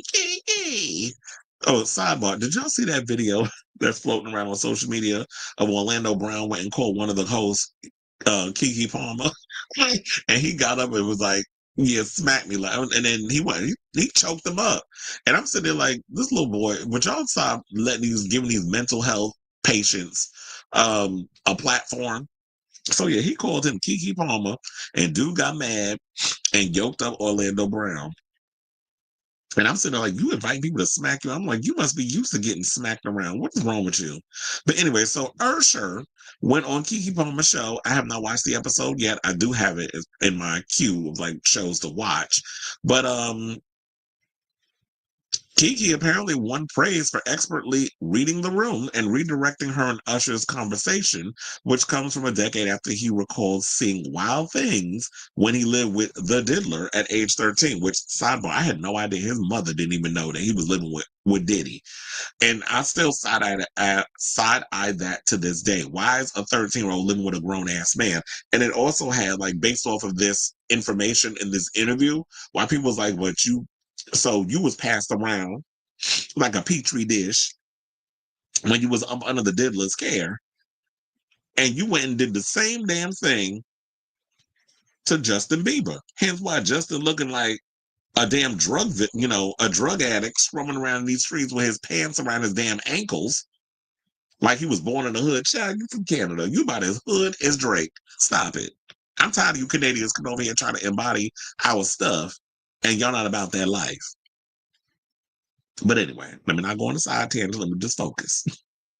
So last week, Usher sat down with Keke Palmer for a candid chat on her podcast. The pair discussed everything from their viral moment at his 2023 Vegas residency to his new Audible special, The Last Showman. But now, particular clip about Usher's first kiss is gaining traction online. For some quick but necessary context, Usher was just a teenager when he shot to fame following the release of his self-titled debut album in 1994, when he was just 13. And he spent a year living at Diddy's house in what he called Puffy Flavor Camp. Saying, as you're likely aware, Diddler, as you know, is well, we don't need to go into what he's been charged for. We already know what the Diddler's been charged about. So let's get to the other stuff. So now in 2016, Usher recalls seeing some wild and curious things while living with the diddler as a teenager. He said on the Howard Stern show, quote, I got the chance to see some things. I went there to see the lifestyle and I saw it, but I don't know if I could indulge and understand what I was even looking at. It was pretty wild. It was crazy, end quote. And this kind of takes me back to, he was saying that he wanted to see some stuff and he saw it and he couldn't articulate what it was that he was looking. This takes me back to that documentary that Diddy is suing for $100 million, where it was reported by his childhood friend that Janet's nasty ass was going around having sex parties in that damn house on the weekends. And him and Diddy was walking through the house and they would open the door, whatever the case was. And sometimes you see people up in there hunching in the bed. First of all, I had to slap my mama. She had somebody sleep, two people, yum, bouncing in my damn bed, spreading all kinds of STIs and crabs. It's like, I got to lay in that damn bed. You got people laying low and spreading it wide because you want to have your little home freak offs, which you can't tell me that Diddy ain't learned that from his mother. Everything always comes back to the childhood at the end of the day, when it comes from depression or people who, childhood trauma, generational trauma. A lot of that comes from what you learn from your parents growing up. And you can't tell me that that wasn't a learned behavior, because it kind of takes me back to this. So now you got this little boy who's 13 going through your house and seeing these things going on. Why is a 13-year-old being exposed to a freak off? But I guess because it was the 90s, times was different. Now we look back on these things and we're like, yeah, this is crazy. So Howard's co-host, Robin Quivers, then asked Usher, so nobody tried to, some woman didn't come along and the singer interjected and said, I ain't say that. What I did say is that there were very curious things taking place and I didn't necessarily understand it. So yeah, there could have been moments of things were going on that he was privy to. And child, quiet as it's kept. I love how you trying to entertain the idea that it was a woman, because and there's no shade. I don't think it was just women that did that Usher was getting down with the get down with up at that facility, even when he was with Chili. Because remember, at one point when he was dating Chili, she said that I think, what was it? She said that the reason why they broke up because he did something unforgivable. You can't tell me he wasn't out here either messing with girls with a little something extra or dudes. Allegedly. Let me just put allegedly up in there, because I do not think he only liked coochie. So Usher also revealed that his parents knew nothing about him living with the diddler and asked if he'd ever let his own child spend time at Puffy Flavor Camp. He firmly replied, hell no. Well, first of all, how you only called about Puffy Flavor Camp? We ain't hear Danity Kane. We ain't hear all these other people coming and calling it that. Or maybe that was just a thing between you and the diddler. So they said, with this in mind, fans are sharing their thoughts on Usher's recent response to Kiki asking him about his first kiss during a round of quick fire style questions on her podcast. So basically said, how old were you when you had your first kiss? And who was it? She asked. How old was I when I had my first kiss? He repeated before adding, that I actually intended to have. And she jumped in now, wait a minute. Usher went on, there were a couple, Kiki then seemingly picked up on Usher's apparent discomfort and redirected the conversation entirely. Okay, well, you know what? That one's stupid. It's out. Your favorite song ever that you've done. I mean, I wouldn't say like it's stupid, but I'm actually glad that she picked up on it and moved on. I'd have like, okay, like, let's move on. I don't want to make you feel a kind of ways, whatever the case was. Maybe she didn't want to address the fact that he was uncomfortable, because, we Virgos, we empaths. We could tell, like, if you feel a little shifty, or you're a little uncomfortable. So I can get why she wanted to move on from that. But I hate that she called this stupid. But I guess she like, I'm not going to be Oprah and try to get deep into the situation. But like, okay, so let's take you back to the time when this moment happened. How are you feeling? And, all that stuff. So basically, because he said that, there were a couple and all this other stuff, it just feels like, yeah, he was taken advantage of when he was young. And that goes to show that, there's probably a lot of kids who've had to endure this. That's why I always say this industry is not meant for children. There's too many grown-ass people running around. A lot of parents are, wet behind the ears and naive. And I do think that if he had passed off Justin Bieber to be exposed to these very people, I look at Usher as a victim. Because if something happened to him, yeah, a lot of times you will pass that down to other people and not thinking too much of it. But at the same time, it's like, where was Miss Patton, his mother, who was his manager? I don't know if she was his manager at the time, but where was Miss Janetta Patton? in this whole situation. And then when it comes down to the Beebs, where was Miss Patty?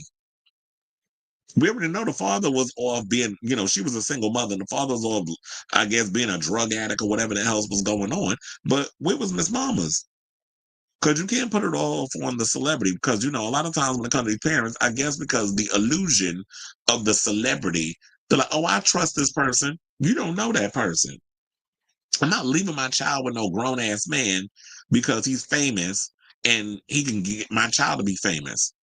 I still gonna be up in that room and make sure that what is being done needs to be done on the business side. Because what you're not going to do is get my child alone and do to him what happened to Drake Bell back over there in Nickelodeon. When that man did what he did to dismantle the trust between Drake Bell and the parent, his father, because the father was having some kind of gut instinct about that old pervert that got their hands on his son. And then we found out years later that, yeah, he did abuse him because Drake spoke about it. So this interaction between Usher and Kiki has since sparked a heat of discourse online. One viral tweet branded Usher's response sad and telling, while several users praised Kiki for redirecting the conversation so swiftly, saying this clip is very sad and telling, but Kiki is very sharp and emotionally intelligent. I see why she has gone so far in this industry. Well, honey, she's a Virgo. We earth signs. We have that sense of picking up on social cues and knowing, like, okay, you uncomfortable. We watch everything. We're not just hearing what you're saying. We're watching your body shift. We're watching them eyes rotate from side to side. We're watching how you tugging on your ear. We know the tells. So we're very much, we pay attention to a lot of that stuff. So, but I'm not going to take away from, Kiki, because it's like, yeah, she's very much on it. And they also said that that's how you pick up on people's discomforts while subtly signaling to them that you genuinely see them, then redirecting to make the space act safer for them to feel comfortable. Another person says she is so exceptionally sharp and in tune with the space of emotions of others. It's amazing. One person said of Kiki, while another user commended her for knowing how to read the room. Another person said, I really loved them both. Kiki, the amazing woman that she is, recognized and pivoted because she knew what it was. So many interviewers would have grabbed that moment for ratings. Well, that's because I think what Kiki is that it's not about the money and the ratings and other stuff for her, because it's like, and now I feel like with this situation, more celebrities will feel comfortable enough to come and do her podcast, because it's like, I want to have a conversation. I want to dive deep into all the other things that we want to talk about, but I don't want to come up in here and have a gotcha moment, because I always feel like not everything needs a gotcha moment. Not everything needs to be like, oh, you got to be shady or messy or whatever the case is. I mean, we can kiki and it's funny, and you can be messy in certain situations, but everything ain't always about a gotcha moment. So, shout out to Kiki. Look at Fuse. And shout out to Usher.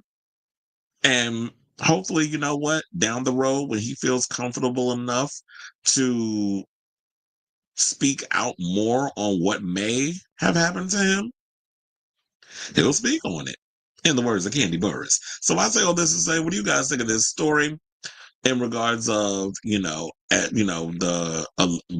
possibly that Usher may have been assaulted as a kid? It's just something that he's not ready to talk about. And I feel like because he is of a certain generation, I think he's Gen X. So Gen X, a lot of millennials sort of thing, like, it's like the younger generation is feeling comfortable enough to come out and talk about it. And the way he came up and the way he was raised is something that's not something that people want to be open and comfortable enough to talk about. And who knows, maybe a couple of years from now, Usher will feel comfortable enough to speak about things. Maybe waiting for the diddler to get found guilty before he tell his side of what had transpired. So let me know what you guys think of this story in the comments down below. Okay. So, Bro says, I will never forget it. Chili said Usher committed the ultimate no.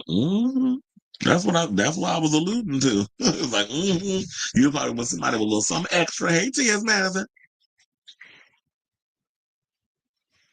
I'm not saying it's getting with her, but her type. And she pre-op between me down there. So Probably with somebody like her.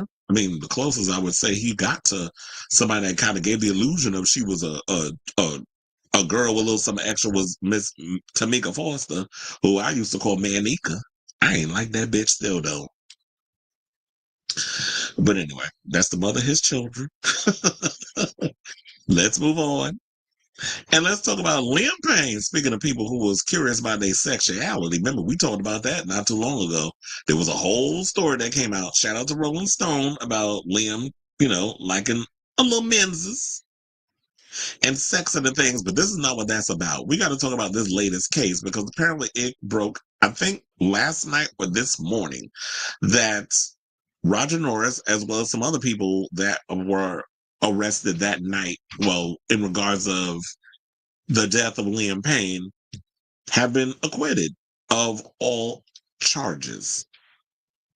So, a close friend of Liam Payne, charged with manslaughter over the One Direction star's balcony fall death in Argentina, is among three people who have their cases dropped. So, shout out to Rolling Stone. Speaking about Rolling Stone, they got the story. So, Liam Payne's friend, Roger Norris, and two workers at the Casa Sur Palermo Hotel had their charges fully dropped in the singer's death investigation.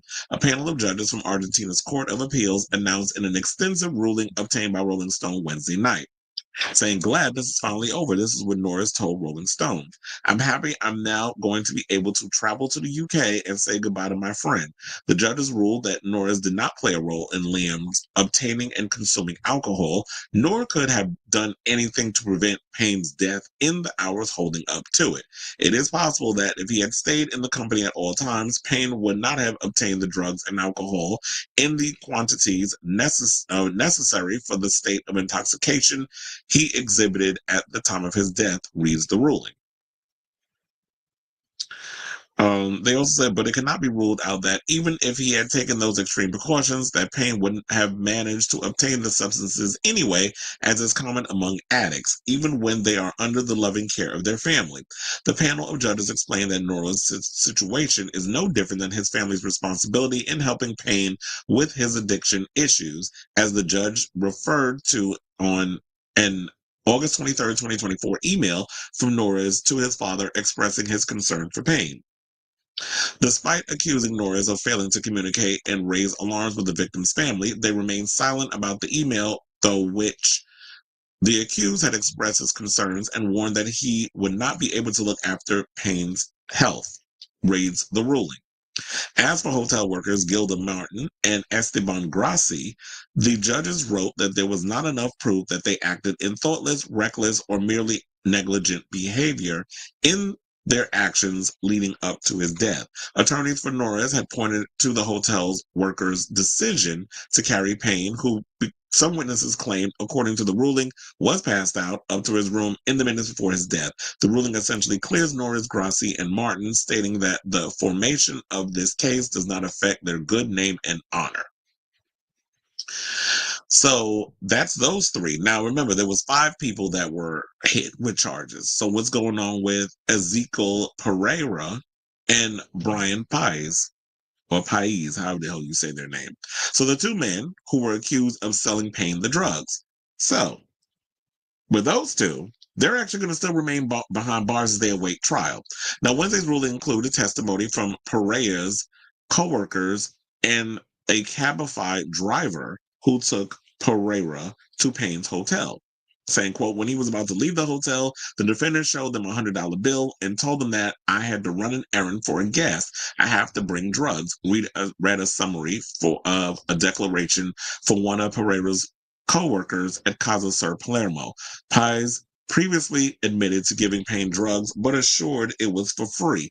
The judges claimed that there were enough proof to show Payne paid for the substances after the singer was filmed asking for money from the front desk hours prior to Pais' arrival. His attorney, Fernando Madeo Frasente, previously argued Pais offered the drugs as a gift in text. However, according to the ruling, Pais later texted, "If you have the money in pesos, we can buy a little booger sugar." I'm off at 11:30. To Rolling Stone, Frasente previously described the charges against him as a witch hunt. The ruling maintained the explanation that Payne died after falling unconscious from the balcony of his hotel room. Because that's what I was saying, is like he probably fell unconscious. They said he's also, when he's been locked up in places, that he's found ways to get out, and he's climbed down from parts of balconies to the other. And I guess this time he miscalculated. That's why he fell. But he was so high that he passed out and he hit the floor. Hopefully he didn't feel it. That's what I would hope. Like, if I pass out before I fall over a balcony and die, I want to just not be able to, even before I hit that ground, I don't want to have felt it. So they said, however, it is unknown whether it was due to clumsy maneuver on Payne's part near the railing of the vicinity, or if it happened because he lost consciousness and fell to the void as dead weight. Reads the ruling. Only thanks to medical reports, some assumptions have been made about the mental condition at the time of the fall, based on the absence of defensive or protective marks at the moment of the impact. The extensive document includes an interview with a night worker at the hotel who Payne allegedly asked for drugs, sometimes with aggression, along with summaries of interviews with numerous hotel workers. Jeff Payne, the singer's former manager, and the two sex workers who Payne hired the day of his death. The new development also comes as days after Rolling Stone published an extensive investigation into the tragedy of Payne, including a statement from his ex-fiancée Maya Henry breaking her silence after his death. Now, here's the thing. In a way, I'm kind of glad that we have some sort of resolution, but I actually agree with the verdict for the first situation, where we have Roger Norris and the two other people, where it's like, yeah, they're glad it's over. First of all, I'm not my brother's keeper. When it comes down to people in addicts, those of us who know like how it is when it comes to addict, and I mentioned this many a times, when there's been other situations outside of the Liam Payne situation, and I think I mentioned this when I'm talking about Wendy Williams. If somebody's gonna want to go out and get high, they're gonna find a way to get them drugs, because addiction is no joke. There are some people that they just don't have the willpower to sustain from doing drugs. If they're gonna want to get something, they're gonna find ways to get it. If I can't get it through you, I will find somebody who will give it to me. And yeah, you have your enablers or whatever the case is out here, but I should not be held accountable for your child when I am not his babysitter. He's not in a guardianship. He's a grown man who has years of, yes, addiction issues, and he probably is like a people pleaser. And we've heard things where he was kind of like that. That why am I being held accountable? I can't be around this man 24/7. And I even sent you an email talking about Roger to the family, voicing my concern that Liam is out of control. What are y'all going to do about it? You're not handling it. But now that your son is not here, now you want to play the blame game. This ain't the time for woulda, coulda, shouldas. Because when he was alive, you should have been trying to help your child get the help that he needs. But y'all didn't do it. You try to put it off on other people. Because maybe it was you didn't want to deal with him being overly aggressive. And that's what it was said in the article too. That when it was coming down to him wanting to get his drugs, he was aggressive. And you know how people get, if they don't get what they want to scratch that itch, they're going to go above and beyond. They're going to curse you out. They're going to call you every name under the book. And some people say, oh, that's not really them. That's the addiction. And I'm sure that's probably what that was.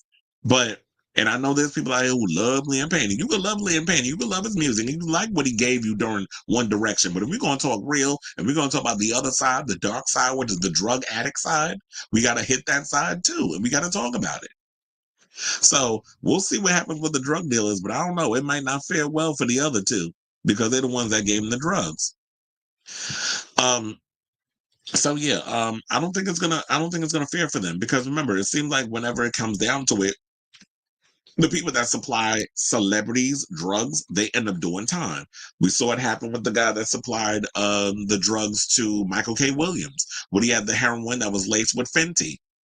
We saw that the people that supplied Matthew Perry drugs, they're in jail. So I don't think it's going to fare well for these people that gave Liam Payne the drugs. Now, everybody else, I feel like y'all got lucky, because it's like, yeah, Roger's not his babysitter. But yeah, the drug dealers, I don't think it's going to fare well for y'all when you go to trial. So I say all this to say, what do you guys think of this story and the latest on Liam Payne? Whatever your thoughts are, let me know in the comments down below. See, we got a couple of comments. Let's get to them. Ooh. He said she seems happy with Matthew Lawrence now. They've been together for a few years. Oh yeah, and I saw that it's like, and then she said something about church. Well, I said, girl, get off my line with that foolishness. I wonder if she came to him with that damn. Remember when she was, what was it, like a reality show?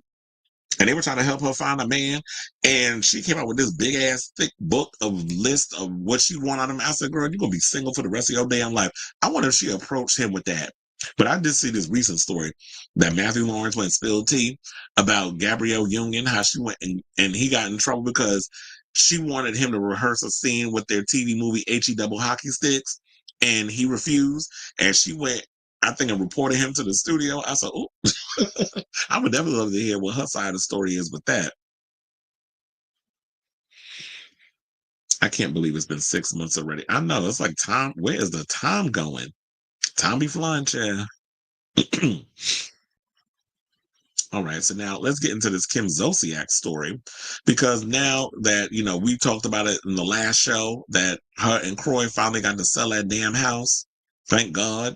So I guess now they can split that money and go their separate ways if they haven't already, and move on to whatever it is they're gonna move on to. But now come word that she want him to get checked because she think that he got CTE, that he ain't wrapped too tight upstairs, and feels like he might be a danger to their half dozen children. So Kim Zolciak apparently is taking legal action in her ongoing divorce proceedings with estranged husband, Kroy Biermann, requesting that the court appoint medical professionals to evaluate whether Biermann may be suffering from, and now I'm going to try to say, if I can say this, chronic traumatic encephalopathy. I hope I got that right, but that's CTE for short. I'm like, when they come with these diagnoses, it's a tongue twister. So TMZ is reporting that Zolciak, it says she's 46, wants Biermann to receive psychological help and now wants medical professionals to determine if the former Atlanta Falcons player has CTE. In documents filed in family court on Tuesday, she alleged she believes her ex is battling the effects of the disease and has asked the court to appoint healthcare workers to examine her spouse. Now, CTE is a degenerative brain disease that is caused by repeated hits to the head. Over time, these hits result in the accumulation of tau protein around the brain, which can lead to confusion, depression, and eventually dementia. Saying there have been several retired football players who have come forward with brain diseases, many of whom attribute their condition to the game. Now, in the documents, Zolciak alleged Biermann frequently gets into expletive-laden outbursts about her with their 4 minor children present. She also alleges he has used physical violence against her. Now, Zolciak also was accused of her estranged husband of extreme sexual promiscuity. Oh, can you go into detail about that? Well, she did say one time when I played y'all that body cam video, and I was so mad because I don't know what happened. I was playing y'all the body cam video, and apparently there was no audio, even though I could hear the audio in my ears. When I played it back, I couldn't hear anything. But she was talking about something or another that he was pleasuring himself in front of her from another room or some craziness that was going on. I'm like, child, maybe that is results of CTE, and he probably does have it. He played for years with being in an Atlanta Falcon, but then again, you probably the one that's causing that damn brain inactivity, because Kim ain't all that wrapped too tight her damn self. So, sometimes I be thinking her wigs to be too damn tight on her head, that sometimes she need an examination. But I can understand, all jokes aside, that it's like, yeah, you have genuine concerns for Kroy being a danger around your children. You know who I also think may need to return, because the word on the street is they giving him a deadline on when he need to officially announce, is he coming back for another season or is he retiring? I think it's time for Travis Kelce to hang it up. And it's not saying that he still don't have a couple of good years within him to fully play, but his career is such at a high that he is beyond football right now that I don't think he needs to risk possibly getting CTE in order to keep a situation going because of his ego. Now, Tom Brady, I know you've been playing football even well into your 40s, so I don't know, we could probably be worried about him too. But yeah, all of them get, and I feel like them helmets really don't do justice for, a lot of people out here playing these games anyway, where y'all be getting rocked and falling on your head and all that stuff plenty of times. So I don't know. So Zolciak also claims that spouses attempted to prevent the children from contacting her. She alleges he has assumed control of their cell phones. She included stats from a Boston University study examining the frequency of CTE in former NFL players. Over 90% of participants had the ailment. Now, with these stats in mind, Zolciak states it's probable that Biermann, who played for the Atlanta Falcons from 2008 to 2015, is suffering from the disease. Now, in 2023, Biermann also asked that Zolciak undergo a psychological evaluation. Did I just say that? Accusing her of having a gambling problem. The latest report is not the first time CTE has been brought up in connection with Biermann. During a May 2023 phone call with police, Zolciak appeared to imply he had the disease. Zolciak alleged that Biermann locked her out of her home while she was attempting to get her medication during the call, which was obtained by Us Weekly, saying he's diabolical. He just wants to create havoc. I mean, you would think I cheated on the guy the way he effing behaves. It's like super strange, erratic behavior, and I never know who I'm going to get. Now, though Zolciak did not outwardly state that he has CTE, she seemed to suggest it by saying the NFL needs to be held accountable for these shenanigans. Well, they're in the business of making money, but I do agree with her on that. It's like, yeah, with all these people that get into this sport and they make so much money and they become so successful and they become like, these big, superstar athletes, when are we going to address this issue with CTE and how this is, this game that these people are playing, the amount of, damage that a lot of them take to the head over the years, and how this game does play a prominent role in people having a lot of men having brain damage down the road or dementia, which it eventually spews into. Now, Milton County Police officer James Spivey told her during the call, I know that's what they're looking into about all the CTE stuff, because the responsibility of the league to, handle up on that and get a closer look at it beforehand. So I don't know if that's what he's dealing with, but Now, Biermann was drafted into the NFL in 2008 after attending Montana and played 8 seasons, all for the Falcons. He had the most productive year on the field in 2012 when he started 14 games, racking up 36 tackles, 3 sacks, and scoring a touchdown on an interception. Now, Zolciak and Biermann have been embroiled in a bitter and messy divorce battle for the past 2 years. The financial issues have come to light, and police also have been involved in their disputes. In December, Zolciak claimed that Biermann threw her to the ground during an alleged argument. The Milton Police Department responded to a domestic violence call at the residence of where it says on November 27th, and detailed the alleged incident in a report obtained by TMZ. Zolciak told police that she was standing on a ladder removing curtains when her ex became, first of all, you in your house removing curtains? I don't believe that. Became confrontational and allegedly removed her from the ladder and threw her to the ground. Biermann, in his own version of the alleged incident, claims Zolciak both attacked him from behind and hit him in the face.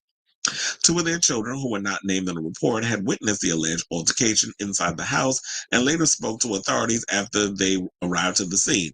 They offered different versions of what happened, with their younger daughter telling police her mother had fallen from the ladder. She alleged her father had previously talked to her and told her to be honest with the police, but she said he never told her what to say. That was a misspell. I said, way to say, what the hell does that mean? One of their sons had also been at the home at the time and came up from the basement upon hearing the argument, but also did not see Kroy pull Kim off the ladder. However, after taking both the estranged couple sides of the story, police weren't able to decide who the primary aggressor was. Zolciak and okay, so we don't need to go into all this others because they want to talk about how many damn kids they got. Too damn many. That's how many y'all got. And Kim, no shame, but you made your bed. You went and got, took this man because you thought you had the jackpot with Kroy, because y'all met on Dance with the Stars, not even the ABC version. It was like some little charity thing they did in Atlanta. Because we saw it on the episode of The Real Housewives of Atlanta. She saw that man with all that ass and was like, I need to marry him.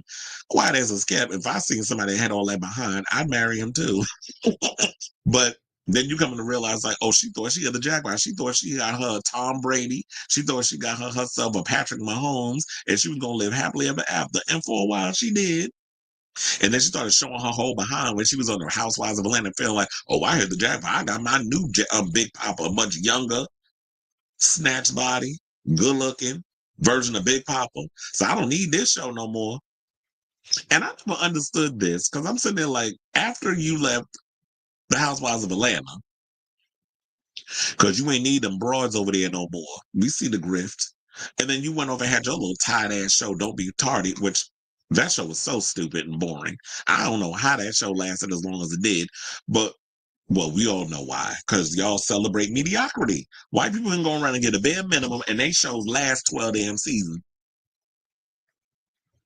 Black people, the minute we start doing something remotely iconic, you'd be surprised if your show lasts one season, past one season. Look at Lovecraft Country. They canceled that show. That was a great show. Another show they ended up canceling. What was the other one? Watchmen with Regina King. Another great show. But black people, we got to jump through fire. We got to tap dance on nails, barefoot, in order to give y'all, a show and entertain y'all. But Kim and all them damn babies that she was pushing out can give us next to nothing. Sheer laziness. And her show lasts like damn near 9-10 seasons. But we already know how y'all like to celebrate mediocrity. Let's move on from that. But from the whole, from the whole wherewithal, I feel like it's going to be a back and forth thing. I do think that, if there is genuine concern there, that he should get checked for CTE, because that is a thing. He played football for a couple of years before retiring. She allegedly, according to the word on the street, she let him drive with her gambling issues and all other stuff. But then again, he let her do it because he was so coochie-matized. So you was all caught up in that old lady cooch because she way older than you. He in his 30s, she in her mid-40s. And sucked out all your good years. I don't know what Kroy could do at this point. I mean, maybe he can get like a regular job or something, open up a landscaping business. Or maybe, like I said the last time, he could do OnlyFans. All that ass he got, you shouldn't let that go to waste. Why not start an OnlyFans? Charge them $9.99. I know some of you greedy ass celebrities always want to charge $20 and give us bare minimum. Speaking of which, you want to show us a little, a side cheek and thinking I'm going to just spend $20 on that. No, I want to see whole. I want to see you put a whole toy up in there. Make sure you douche first. But I want to see you put a whole toy up in there or more. Get pegged. Or yet again. You know how many dudes would like to run up in that? He'd definitely make a coin from that. Shout out to Tyler Durden. But, he's bisexual in real life. So I can't necessarily say that about Tyler. Like, he liked doing what he do, and he's into men, and he's married with children. So I don't know what Kroy got to do. As far as Kim go, Kim, you a ding-ding. You dropped the ball over the years, because I'm sitting there like, why didn't y'all go on marriage boot camp? Why didn't y'all do a whole bunch of other things? Y'all sat up here and just relied on Don't Be Tardy and the Housewives of Atlanta. And then most recently when you went on, Surreal Life, you did that. And then we haven't seen you in nothing ever since. And quiet as it's kept, as much as I don't particularly care for Kim coming back to the Housewives of Atlanta, they could use a little judgification over there, because I really do not think when this new season comes, that Horsha and Phaedra will be enough to jolt new life into this dying franchise. So I don't know, y'all need to figure out where y'all gonna get y'all money from, because I do not think this little coin that y'all about to split two ways from you selling that mansion finally that you said you wasn't gonna ever get pushed out of, but the government said otherwise. All them foreclosures. So, oh no, bitch, you don't run stuff over here. So I said, well, let's say, because I can't do a Kim story without throwing like 8,000-9,000 reads up in there. So what do y'all think about this story about Wig going in on her man saying he got the CTE? Do you think it could be possible? I do think, like, for the sake of the kids, whatever the case is, he should definitely get checked out, especially because, you need to find out if you got any kind of brain damage from all them years you was playing football, and to explain those erratic outbursts, because you don't want to have that around your kids or keep exposing your kids to that. So let me know what you guys think of this story in the comments down below.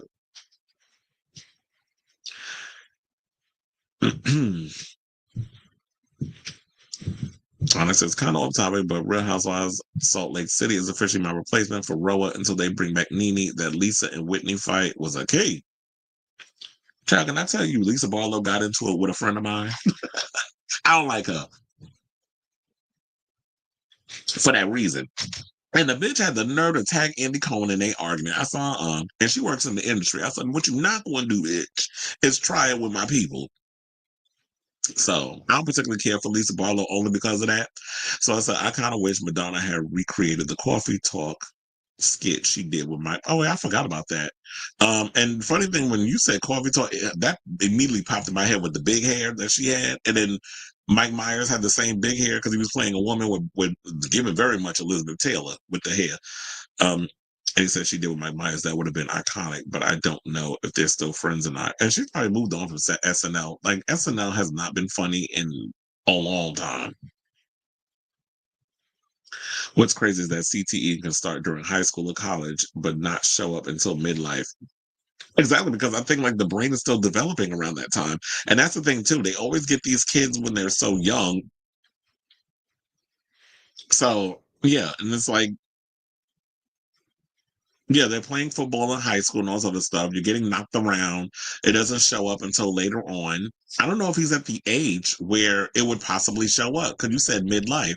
He's in his 30s still. So maybe she would have to wait a couple more years. Well, I don't know. Because, sometimes but then again, the way things are going these days, like things are getting way more progressive in the younger years. Like they always say, oh, women should get checked for breast cancer when they're a certain age. And the next thing you know, women got breast cancer in their damn 20s. So with all these things, and and then we got the current idiots in the White House who are dismantling a lot of our, the health and safety boards and education, all this other stuff. Who's going to be checking what's going in the foods now? So I think things are going to get progressively worse especially when it comes to our health. It's like with ALS, it can happen at any time. I remember when Aaron Carter did boot camp with his mom to try to fix their relationship. Well, I think the thing also is that I don't know if that show really works though, because it's like, yeah, you're there for ratings and entertaining us and that sort of thing. And also there's a payment attached. Like they already know at the end of the day, the longer I stay on this show, I'm getting a check. So there's that. When you go into it with that whole idea, are you really there to make to learn something from what we're there for? Like when you go into a boot camp, you want to repair a relationship. Are you really there to repair the relationship? So it kind of makes you wonder. Michael J. Fox. Oh, well, yeah, that was crazy. It was like, I don't even know, like, what would be the standard age of where you would think that you would get Parkinson's? Like, do people expect that to be like, that's an old man's disease? Doesn't Christina Applegate also have Parkinson's? Or is it MS? First of all, MS runs, well, it doesn't run in my family. It runs basically on my cousin's side. Like her mother has it, and then her daughter has it too. So I think it's genetic over on in her side of the family. It's predicted that Gen Z and Alpha will have dementia at early ages. I think it was because it was NBC News that did the article. Wait, why? Why would they have dementia at such a young age? I mean, early age. Is it because too much time on the internet? Like they're looking at their phones and all that other stuff? Is that what's got to do with, or the amount of information that we're receiving so much is like we're pushing more out and receiving more in? So is that the reason why? They're basically saying that Gen Z and Alpha will get dementia at younger ages. That's insane. If that's the case. Oh, Christina has MS. So that probably is that. Damn, I didn't have to read the article. It was just me assuming. Because I would think I would think it has to do with people spending so much time on social media.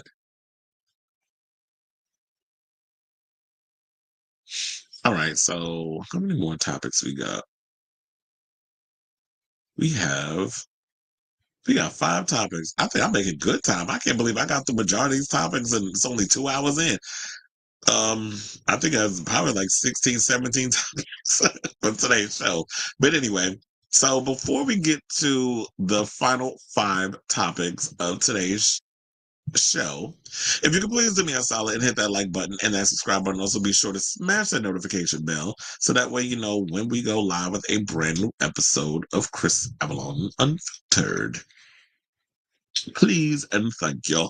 I'll also be putting timestamps throughout the show once the live stream is over, so that way you can just fast forward through all the keying that we do during the live chat, and you can just go right into the topics that we have at hand in the if you look at the description down below, if you're on YouTube and things of that nature. All right, so without further ado, let's get into this Madonna story. So apparently word on the street, and this street's being Page Six, that apparently Madonna's album might be done. You know, that album where she was talking about that we might be getting a sequel to Confessions. Well, I thought, she might still be putting the finishing touches on it, but they said that apparently she previewed M15 at Chris Rock's 60th birthday party. And I'm like, to be a fly on the wall, to hear the music that she was playing, I'm like, wait a minute. So first of all, was this a party that Madonna was throwing for her friend and decided to preview her music there? Or did she just hijack the DJ booth? It was like, y'all gonna hear my music. I want to play. Don't turn this shit off. I want y'all to play my music and see how people will respond to it. But I hope it's a mixture of patrons and celebrities, and not just celebrities, because celebrities for the most part, y'all can be yes people. I want to know if we can get a genuine response to, like, is the music good, or did Madonna lose her grip on like a fierce pop track, dance pop track? But then again, if she's got, I'm not worried too much, because if she's got Stuart Price a part of the team again, Stuart knows what he's doing. So I'm not feeling a little nervous about it, but I just wish I was a fly on the wall so I could hear that music. So a spy spilled to Page Six that the Queen of Pop, 66, previewed her forthcoming album, Confessions Part 2, a follower to her Grammy-winning 2005 album, well, Confessions on the Dance Floor, which friend of the show Felix says should be called Return to the Dance Floor, which I actually think would be a cool title for the thing, because it has been almost 20 years. Well, it'll be 20 years this year since you did return to the dance floor. So that would be a good title for it. And just tour Confessions, the new album, and then throw a couple of the hits from the past in for good measure, instead of you repeating yourself with doing the greatest hits. So it said that she previewed the album with the help of 3 of her 6 children while celebrating the comedian, as in Chris Rock, at Crane Club in New York City. We're told Madonna's eldest daughter, 28-year-old Lourdes Leon, sang, while her eldest son, 24-year-old Rocco Ritchie, DJ'd. Now, one of her 12-year-old twin girls, Esther Ciccone, also created a mix, our insider shares, saying that, and they also said that Lourdes' daddy, Carlos Leon, dropped in at the end of the night and seemed to get along well with Madonna, who is very proud of his new projects. But here's the thing. Madonna and Carlos have always had great rapport with each other, even down to the point where it's like, you know what, I can't provide Lola with the life that you can, so I'm gonna give you full custody, but I'm gonna maintain being in my child's life. And I love that for Carlos, that he was willing to be like, you know what, I'm off doing other things. I'm an actor, because he has acted in a couple of things. I'm also a personal trainer. That's how he met Madonna. He was working her out and working her out, working her body and her pussy. Okay, and that's where they got that baby from. So, our second source also revealed that the evening began with, oh God, this girl, Amy Schumer, introducing Beck, who went on to perform some of his well-known tracks. A second source revealed that the evening began with Amy Schumer again.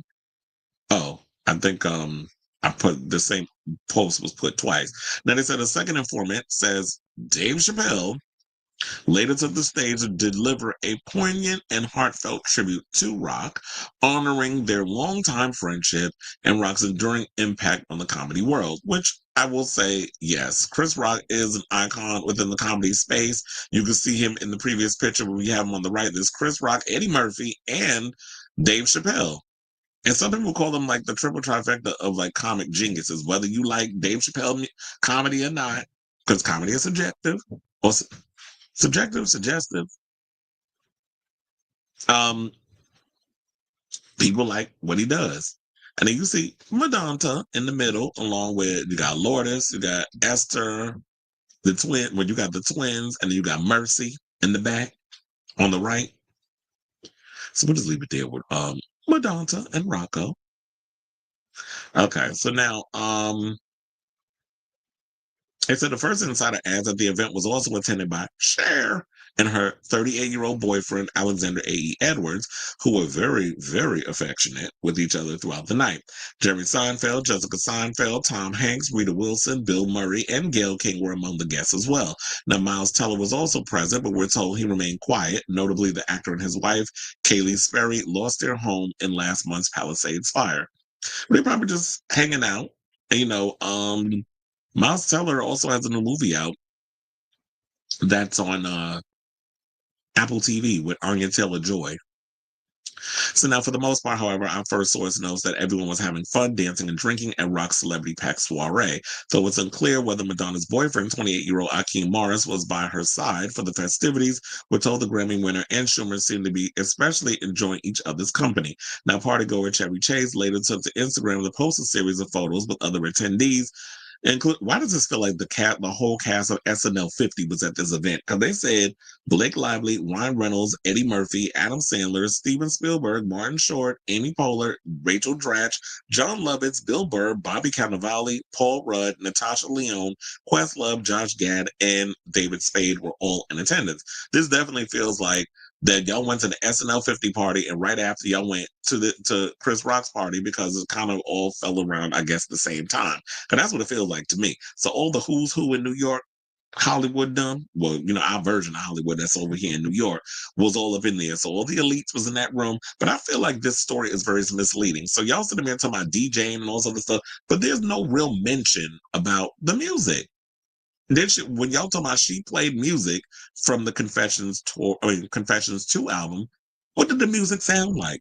If the spy was talking about they was playing the music, where's the specifics in regards of like what's the music sound like? Did it contain a sample or something that we heard before? Did she go and hit up ABBA again for like Hung Up Part 2 or whatever the case is? Like, I want details on the new album. So you're out here, paid 6. You out here saying is that the spy said that they was playing music from the new album, but there's no mention of like, what does the album sound like? So it seems like to me that y'all left us hanging. And there goes Lola. She was a showgirl. And her daddy, Carlos, who's still looking like a snack. He's aged well. That hair's long too. Like, he's giving very much like indigenous tease. But anyway, so that's all I got on that. I feel a little underwhelmed because I'm like, where is the full detail? You giving us all details about who was in attendance, but you ain't giving us no details on the music. I'm nosy. I want to know what it sounds like. And when we getting it, because she definitely, if you're going to be going into, this is the 20th anniversary of Confessions on a Dance Floor, you definitely have to release that album this year. And I'm saying we need a single by the summer. We need a song of the summer. I really hope that Madonna does Pride this year. I would love to see her do New York Pride. And because we need somebody, they got Jennifer Lopez out there, doing the World Pride thing in DC, which I know I saw recently. People in the comments was mad because they're like, why are y'all continuously giving these allies our platform, but you're not bringing in actual our artists? I'm like, y'all forgot Troye Sivan's one of us. He homosexual. He performing. Maybe y'all don't think he's y'all cup of tea. But I do wish there was a little more variety with that. So I think I would love to see Madonna do Pride again. She's done it twice already, I believe, if I'm not mistaken, to preview the new album. And of course, because this is a real time of, a certain idiot in the White House coming after the LGBTQ plus community, that this would be a time for her to get her political bagging, because you know how she is. She never minces words when it comes to the gay community. And I love how they always talk about a certain other pop star that is like, oh, but she's always talking about the trans and the gays. I'm like, yeah, but who was doing it first? Do we need to go there again? Like, she was doing it long before it was popular. Like, now it's sort of popular. Like, you're not going to get bashed too much for going in and talking about the trans people are loved and all this other stuff. But when it comes down to in the 80s, when we were still going through the AIDS Holocaust, and her livelihood and certain endorsement deals were taken away because she was advocating for the LGBTQ plus community and having a Black Jesus in her Like a Prayer video, y'all don't know what real struggle is. You basically just jumping on the bandwagon because it's cute and it's cool and it's niche and it's chic to jump on that bandwagon. But I know every generation needs their Madonna, and Gaga is that for y'all. I know y'all knew I was talking about her. Like, was I trying to be subtle with my shade towards Stephanie? But anyway, let me know what you guys think of this story in the comments down below. I don't know why I went. I was not planning on going there with Miss Germanata, but it's where the soul took me. My spirit took me in that direction, so I gotta go where the universe tells me to go. Unfortunately, fortunately. Do you think this means the album will be out in the spring or before July? She could follow in the trend of not releasing a lead single and just drop the album. Oh, you mean like she should do a Beyonce and just drop the whole album? Like, surprise. But yeah, but I don't know. I feel like she's gonna go the traditional sense and drop a single. Probably a single or two, but I do think that we should be that if you're previewing the music or whatever, and you did kind of give us an inclination because you know where the direction that the album is going, when you're comparing it to where you're saying Confessions on a Dance Floor Part 2 question mark, I'm thinking that the album's already taken shape. You already know sonically where the direction you want to go, even though you did say when you did, I think, what was it, the Vogue interview or something or another, where they came to her house and they said, what's the next genre you want to get into? And she said a house record. So I'm really hoping that you are going in a house record and not just doing like some dance pop, whatever. I definitely would love to hear Madonna do a house record. Like, we haven't heard that from her yet. I mean, we heard remixes of her stuff or her stuff being remixed in a house version. Like, even though, like I said, I don't particularly care for Madam X, I do love I Don't Search, I Find. But I love the fact that Honey Dijon took it further with her remix. So I live for the remix more than the original version. And I always listen to Honey Dijon's version. And look, she even had Honey Dijon open for her many a times on her tour. The many a times that when she did the Garden, Honey was the opening DJ. And she's always done that. She don't have opening acts. She uses DJs. And she is a DJ. She was somebody who was a DJ artist, a DJ's artist, I guess you would say. That she always worked with a lot of them. So, and even though he is a musician, he plays instruments, Stuart Price also is a DJ. So I'm actually looking forward to the album. And to answer your question, I do hope that we get, well, the rest of your question, I do think that we will get a couple of singles this summer, and we probably will get the album out probably by late summer. And I would say September. At least I would hope that's when she would drop it. When she was releasing Confessions, Stewart played instrumentals at some events. So if she's already previewing the album, it might be out by like May or June. Yeah, I would hope. Look, that'd be the best time to release the album. Release it during Pride Month. The gays would go, shit, if you dropped it then. Yeah, she's been friends with Dave. She's friends with a lot of people. She got Dave Chappelle, Amy Schumer, and all of them. She loves hanging out with comedians. Right, who grew up, yeah, he is a good-looking man. Shout out to, Guy Ritchie is a good-looking man, too, even though we don't like him based off the way he treated Madonna. But for the most part, Madonna has exquisite taste when it comes to the men that she gets babies with. Thank God she didn't get pregnant by Dennis Rodman. But I do like the fathers of her children that she chose. That maybe maybe they have to do something again this year since his plans for the Hung Up music video flop. Wait, who are we talking about? I'm trying to remember. What are we talking about? Because he said since his plans for the Hung Up music video flop. Wait, who had plans for the? Did I miss something? They had plans for the music video of Hung Up. Because I remember she did the music video when she had that injury because she fell off the horse. I do remember that. Chaperone said in an interview with Glad that Madonna, Rihanna, and Nicki helped popularize sexuality in the mainstream and queer music despite all being straight women.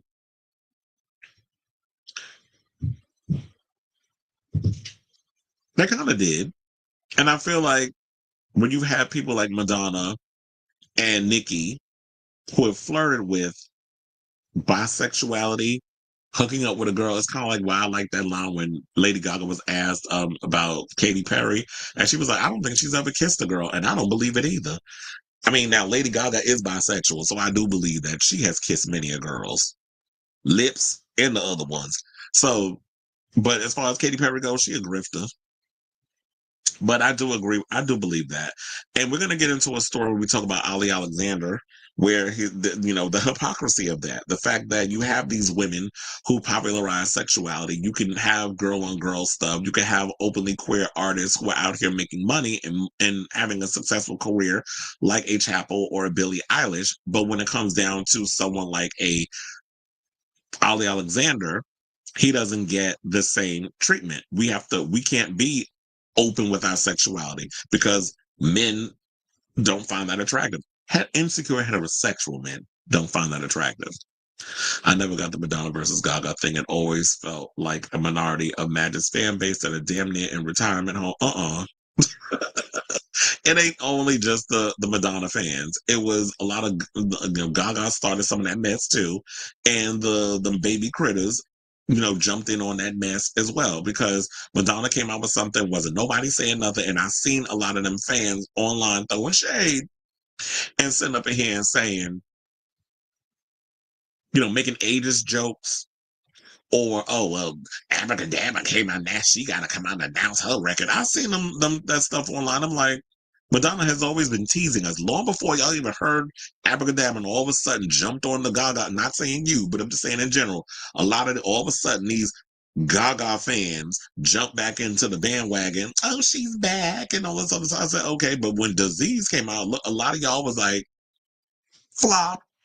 But now that she did a song that y'all like, all of a sudden everybody's back in the good graces. I at least like that you was honest enough to be like, I don't like none of these songs. But you did say Abracadabra grew on you. Whereas, Madonna has been teasing for a while that she's been working on records. Even before she came out and said COADF2 ? She was saying a couple of months back that she was in the studio working on a record. We even knew the stuff that she was working on with Max Martin. I don't know what happened to them songs. Hopefully, like I said before, that those songs will get that they are reworking those songs, and Stuart Price has heard some of the stuff she's worked on with Max Martin, and they're reworking a lot of those tracks, and he's making them better. But I would love to have seen that. I mean, I hope that we get to hear those demos. Chapel got dragged by the little monsters, baby critters, for not including her and asking if Nikki is a queer icon because she doesn't speak for our right. Wait, what? They said she got dragged because why? For not including who? Lady Gaga? Whatever. Chapel can say whatever the hell she want to say. Why people always the thing I hate with people is that if I'm making a point about something, I'm having a conversation. Oh, you didn't put this one in your conversation. You didn't put that. Well, guess what, bitch? They didn't ask you. So what you getting mad for over something that someone said and they didn't include your fave in their conversation? And Nikki is not a queer icon. Just because you dress up in like a drag queen and you make music for a bunch of sissies and punks don't necessarily mean that you're a queer icon, especially when you said some things towards the gay community that is homophobic and has allowed your stink ass husband to say the F word and make homophobic comments against the community as well. So no, she's not an icon. I hate the fact that just because she plays into some faggotry stereotypes, then she's a damn icon. An icon for who? An icon actually has to do things for the community, walk the walk. Why haven't you gotten anything from, well, I was gonna say, why haven't you gotten anything from GLAAD? They're not the litmus test of when you should be able to be acknowledged by the gay community anyway, because they just give awards out to any damn body. So I would not even include them in that, because they just as bought and paid for as all these other fake behind nonprofit organizations that are all about their donors and getting money rather than actually helping the people in the community outside of the white homosexuals that they give everything to first before they get to the others. That would have been interesting to see her little swirly baby if she would have had a baby with Tupac. I don't think Tupac didn't have any children, right? That's unfortunate. Tupac, I don't think had kids, but Biggie got kids. We've seen Beyond. He was supposed to be in that video. Said Madonna and Dave Chappelle had a falling out, so I guess that's probably why. But it seemed like they passed things, or maybe they didn't pass things up. It just so happened that he was at the event. But that don't mean just because we in the same room, I got to key with you. You stay in your little corner, and I stay with mine.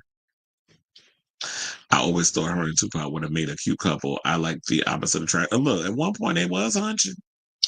The ex people, or the Twitter people, you mean, don't like Gaga because she tries to discredit Madonna, yet she copies her looks and style a lot. Abracadabra sounds like Frozen remix by Victor Calderon. Yes, everybody's been pointing that out. And also the miles away in some parts. Or also like miles away in some parts. You said it was lighthearted shit. Oh, you talking me? Yeah, it was I always got to give a little lighthearted shake when I say stuff. They were like, oh, you talking about, I was going to say, am I getting confused? Because when you said Dave Chappelle, did you mean David LaChapelle? Because that's what like Felix is saying. Because I forgot about that. I was like, yeah, I forgot that. Yeah, David LaChapelle was supposed to direct the Hung Up music video. Who ended up directing it? Was it Johan Renck? Who directed that video? Now I need to look that up, but y'all might beat me to it. Who directed not Home Alone? No, I didn't say who wrote Hung Up. Oh, I was right. It was Johan Renck. That's why I was like, who directed the music video? So yeah, it was him. I think he also directed her Nothing Really Matters video. And it said it was filmed in London from October 8th through 11th, with Pineapple Dance Studios being used as the dance studio scenes and the Trocadero being used for the game arcade scenes. So it took her 3 days to film that music video. Sounds about right, because you got to spend a day doing the Saturday Night Fever sequence where she's in the dance studio doing the choreography. And then you have to do and then all the other stuff. So yeah, it takes about 3 days to do all of that. But anyway, chill. Let's get into this mess. Let's talk about Dank Demoss. I know some of y'all are like, who? Dank Demoss, who was also known as Deja Blandon. So she is the one that, if they would decide to make a remake of The Blob, she could play The Blob. I kid. No, she's the big girl that recently that went viral because she ordered a lift and apparently it was too damn big. The lift was too damn small to fit her big ass in it. So now she out here playing the victim. And so she recently went on The Breakfast Club and said some foolishness. Wait, hold on. No, I don't want to share that. So it says she's using her platform to highlight weight discrimination after, the Lyft driver refused to give her a ride based on her size. Because they don't know, you're not going to bust my tires. And if you're too big to fit up in here, you're not getting up in there. So apparently she's from Detroit. And they feel like some of the stuff that she says, they say a lot of people had her mindset. Just like real slow. Like a lot of y'all don't got a lot of brain cells to count to even formulate a thought. And clearly after watching some of these clips that I've seen of her, she sounds like a ding ding. So the Breakfast Club wanted to give her a platform, talking about that, because they found out she was a musician, they wanted to bring her on. That wasn't why you wanted to bring her on. Y'all wanted to expose the fact that she bigger than a damn house. And y'all wanted to show, like, she ain't got no case, because as big as she is, got all her stomachs hanging out, wearing a tube top, that y'all was going to go in and show off her and laugh at her expense. Now, I do have the clip, because this bitch had the unlitigated goal to equate the fact that they need to make accommodations for fat people, because you won't say the F word, which Charlamagne goes and says, oh, I thought you meant the other fat word, which started that Jess He-Man hilarious tranny having looking ass to jump in and try to make a little homophobic side comment. Yeah, I'm gonna keep dragging that ugly man looking bitch. She keep running over her fucking mouth. I can't stand her. But so when Dank came in the room or whatever came, she had the nerve to say, like, no, she's talking about that, but they make, just like they make accommodations for the queer community. She ain't say queer, but she said LGBT. Then they need to make accommodations for fat people. Last time I checked, what accommodations they making for the gays, the lesbians, the bisexuals, the transsexuals, the questioning, the non-binaries, the two-spirited, and all of that in between. I'll wait, but when you out here real, when you slow and dumb as a box of damn rocks, of course this is the conclusion you're gonna make. And anytime that old big back bitch, and I'm talking about Jess He-Man hilarious, feel the need to try to throw a reed at the gays. Bitch, we gonna come after your man, deep voice having testosterone in the coochie, having behind too. So I do have that clip because she gets me heated. I can't stand her. They need to get rid of that bitch and then keep that other girl on there. At least she do her research and know what the hell she talking about when it comes to the celebrity news and gossip. Go back to being unfunny over there at Wildin' Out. If Nick Cannon, 13 kid having ass will still have you. You got to pay them bills somehow. You got to another baby out of wedlock. So we got the clip. We're going to play the clip, and then we'll come back and talk. Please hold. You good? Good morning. What's going on? Nice to meet you. Hi. How are you? Hey, Ken. How you, brother? You good? Nice to meet you, Ken. Yep. This the only seat y'all got? What you want? What you need? There's one more. A bigger chair or something? Cause she already little. We had That's what I'm talking about. Good. This is the accommodation. There you go. Sounds good. You know, you walked in and you said the chair was too small, so we had to bring the part of the sectional for you to sit in. And you said something. You said, "This is what I'm talking about: accommodations." Right? Yes. But we live in a world that's not always going to be able to accommodate people. That But are we plus should size. though. We should because we not all the same. You know. I feel like we should. Like why not? I feel like a lot of times people think that bigger people, obese, the F word people should just be in a house when it's like The we F not. word? Yeah, the F word. I'm not. You heard about that to you can't say in your house. Yeah. Fat. You don't like it. Oh, I'm not saying that word. Yeah, we don't use that word in my house okay. either. I thought you talking about the gay slur. I'm like, wait, I'm confused. No. No. But I just feel like it should. Charlamagne, half a faggot, half an ass, just being messy on purpose. He knew damn well what she was talking about. I hate him sometimes. Like, he be trying to act dumb and obtuse on purpose, unless he just as dumb as his other co-host, Andrew Scholes. Unless y'all really not playing. But anyway, let's get back to the clip. Hear what she had to say. I just had to throw that in there. Should be accommodated. Bigger people should be accommodated, just like we accommodate the LGBT community. All those other communities. I just feel like we outside. If we inside is get up. Why you in a house? You should be doing this. You should be doing that. When we outside, it's like, why you not in a house? Well, people would say, okay, who actually told you that? Because that's crazy. I don't believe that. F people should stay in the house. That's how it is. We go outside and people looking at us crazy, like, we getting stared at for what? Mm-hmm. Because we big. Yeah, that's the reason. There's no shade on my part.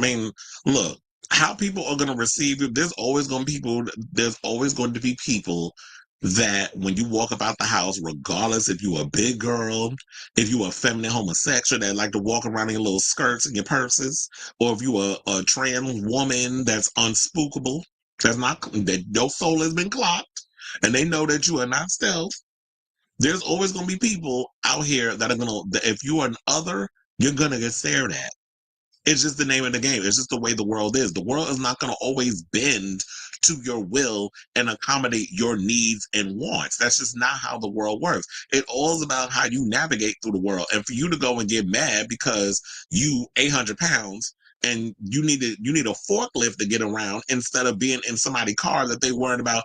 First of all, there ain't no way she gonna get herself up in my car. It's gonna cause damage. I know I'm sounding harsh in what I'm saying, but this is the reality. It's like when you 800 pounds soaking wet and you about to try to get up in somebody's car and it's leaning to the side like your foot because the shoe is your foot too heavy for that shoe, and your whole foot leaning to the side like your best friend's ride.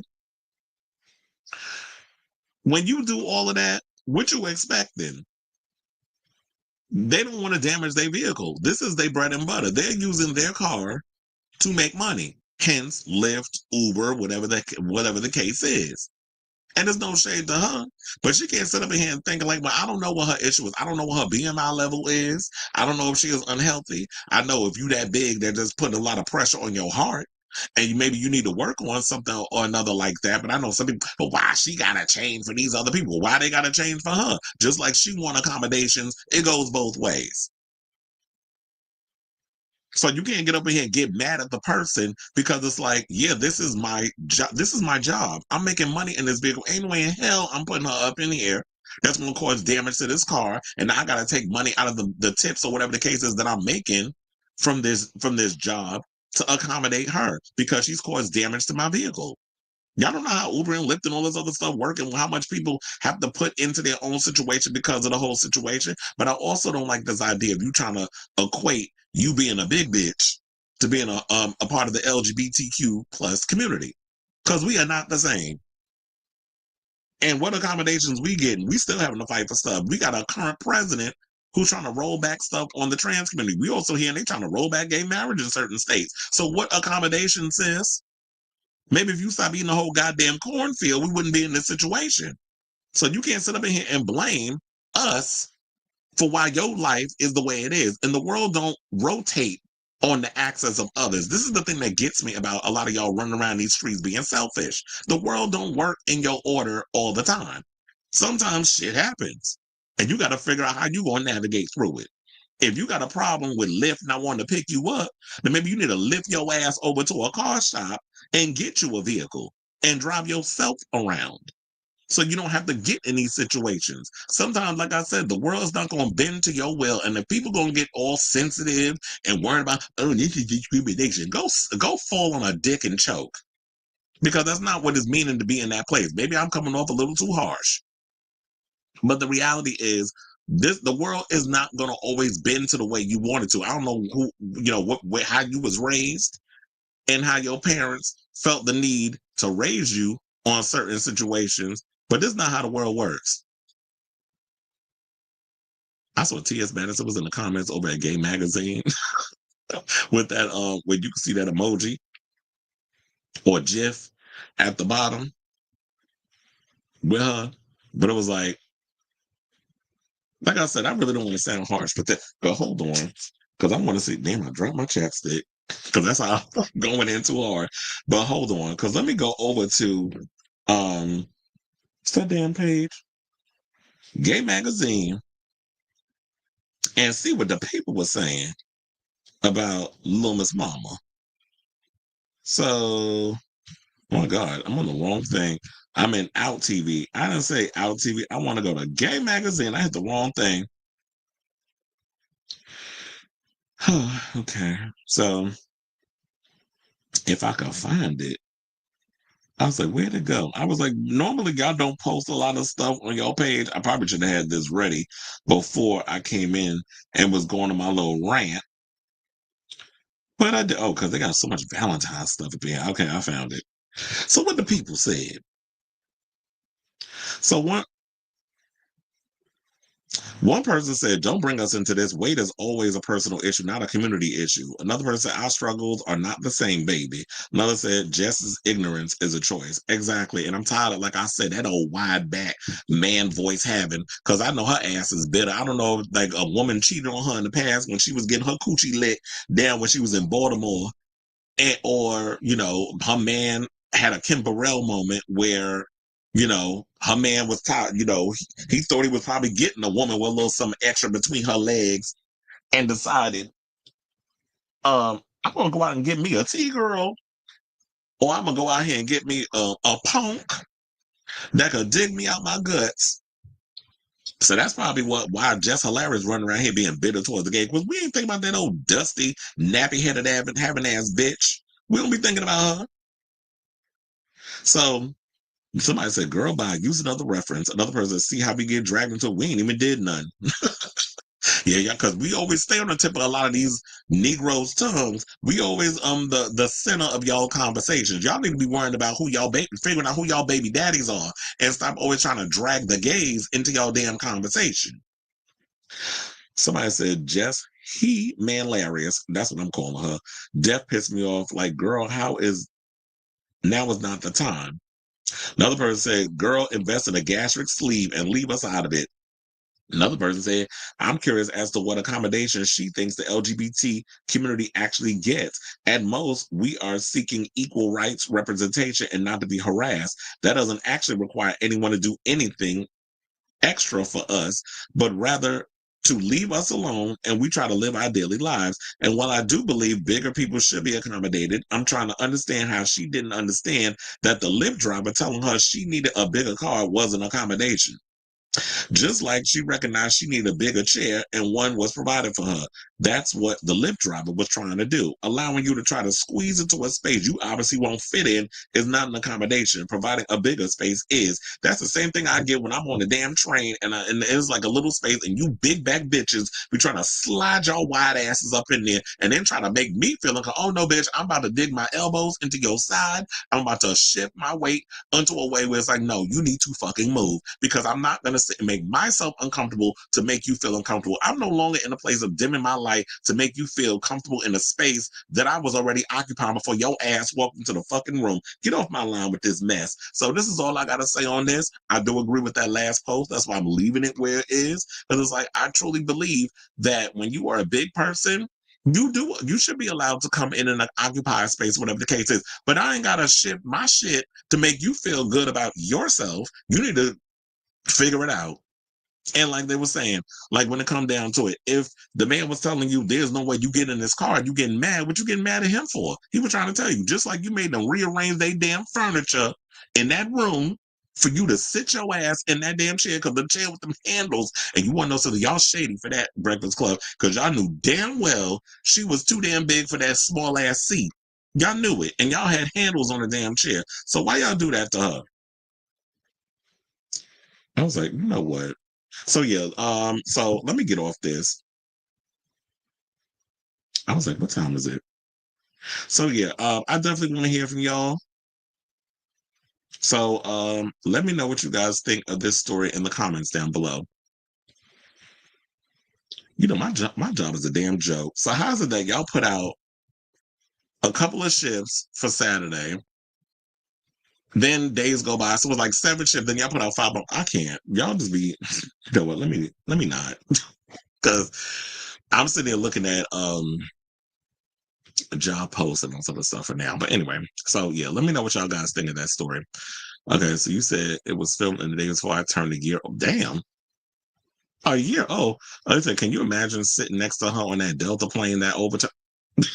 I hate you, but you want to know something that kind of makes me wonder. It's like, is she like? Can you imagine? Like, okay, so if you weren't about a lift, getting a lift, how do you even navigate? Like, if you do you take the plane or you don't leave where you from?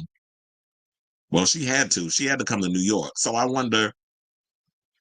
I mean, what were the accommodations on the plane? Did you have to buy like the whole row? Like the whole, like all 3 seats? Did you have to buy 2 of them? And this is not me trying to be funny. It's like, yeah, because I know you can't just buy the one. So you have to probably spend more buying 2 seats so that way you could fit in them. That's an accommodation. When you traveling around because of your side, why does it's like because you are your side, you feel like everybody has to bend and cater to your need so you can feel comfortable. And I was saying that, look, if people feeling comfortable about you being a big girl, that's on them. That ain't got nothing to do with you. But the fact is that you want everybody to bend to your will because you're a big girl and you're comfortable in your skin. And kudos to you for being comfortable being a big girl. But everybody should not everybody who these people don't know you don't have a right to sit up here and be like, well, I gotta just bend to this girl's will and have the nerve to try to play like she the victim and compare it to the gays. Girl, you don't know nothing about us. And if you damn punks decide to hire her ass to do any kind of Black Pride event, I'm gonna find some shit and throw at y'all. Because then y'all deserve all the mess that y'all getting. Because I be tired of a lot of you establishments that always want to throw shit. You know, you want to always give money to the heterosexuals, but you don't give that same money and energy and time to us. The ones that actually put in the work and give a damn about the goddamn community. So I did not know where I was gonna go with that story, but yeah. I was like, I went. All right now. So let's get into this story because Godfrey out here outing people. He's a little shady behind. So there was this recent story that I saw. I was like, hold on, because I gotta pause her. Why is Long Legs trending? I hated that movie. So, yeah, comedian Godfrey basically started some controversy with his recent claims that a couple of people from back in the day, James Avery, best known as Uncle Phil from the Fresh Prince of Bel-Air, and also Sherman Hemsley. He brought up Reginald VelJohnson, call them all homosexuals. and was pulling him out the closet. So we do have that clip. I want to show it to y'all. We're going to play it, and then we'll come back, and we will talk. Please hold. Yeah, Sherman Hemsley was gay. Yep, he was. He sure was. Sherman Hemsley was gay, though. For real. And twice on Saturday and Sundays. What'd you say? And twice on Saturday and Sundays. Man. Oh, man. But we still loved him, though. Oh, man. We still loved him. Great. That had nothing to do, No. you know, his sexual prowesses had nothing to do with us. We loved him. Yo, Paul Winfield was gay. You know who else was gay? James Avery from The Fresh Prince. Wow. Uncle Phil, gay as hell. Yeah. Wow. He was gay. Because you know how I know?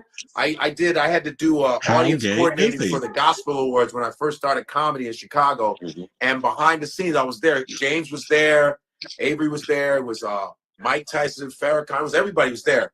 And backstage, you know, all those gospel groups? Yeah. They were all getting very, very gay. And I saw him. He was flamboyant. I was like this. Uncle Phil? Aunt Phil. It's Aunt Phil. Because he was like this. He was like this. He was like, girl, shoot. I was like, whoa. And he's like, see, he was a big man. I was like, yo, he's mad feminine. I was surprised because I'm sitting there like, that's Uncle Phil, is Aunt Phil. Playing games over here. But he knew how to act and play, you know, but he was gay too. But he was such a great actor too. You know who else was gay? Remember Heat of the Night with Howard Rollins? Yeah. He's gay.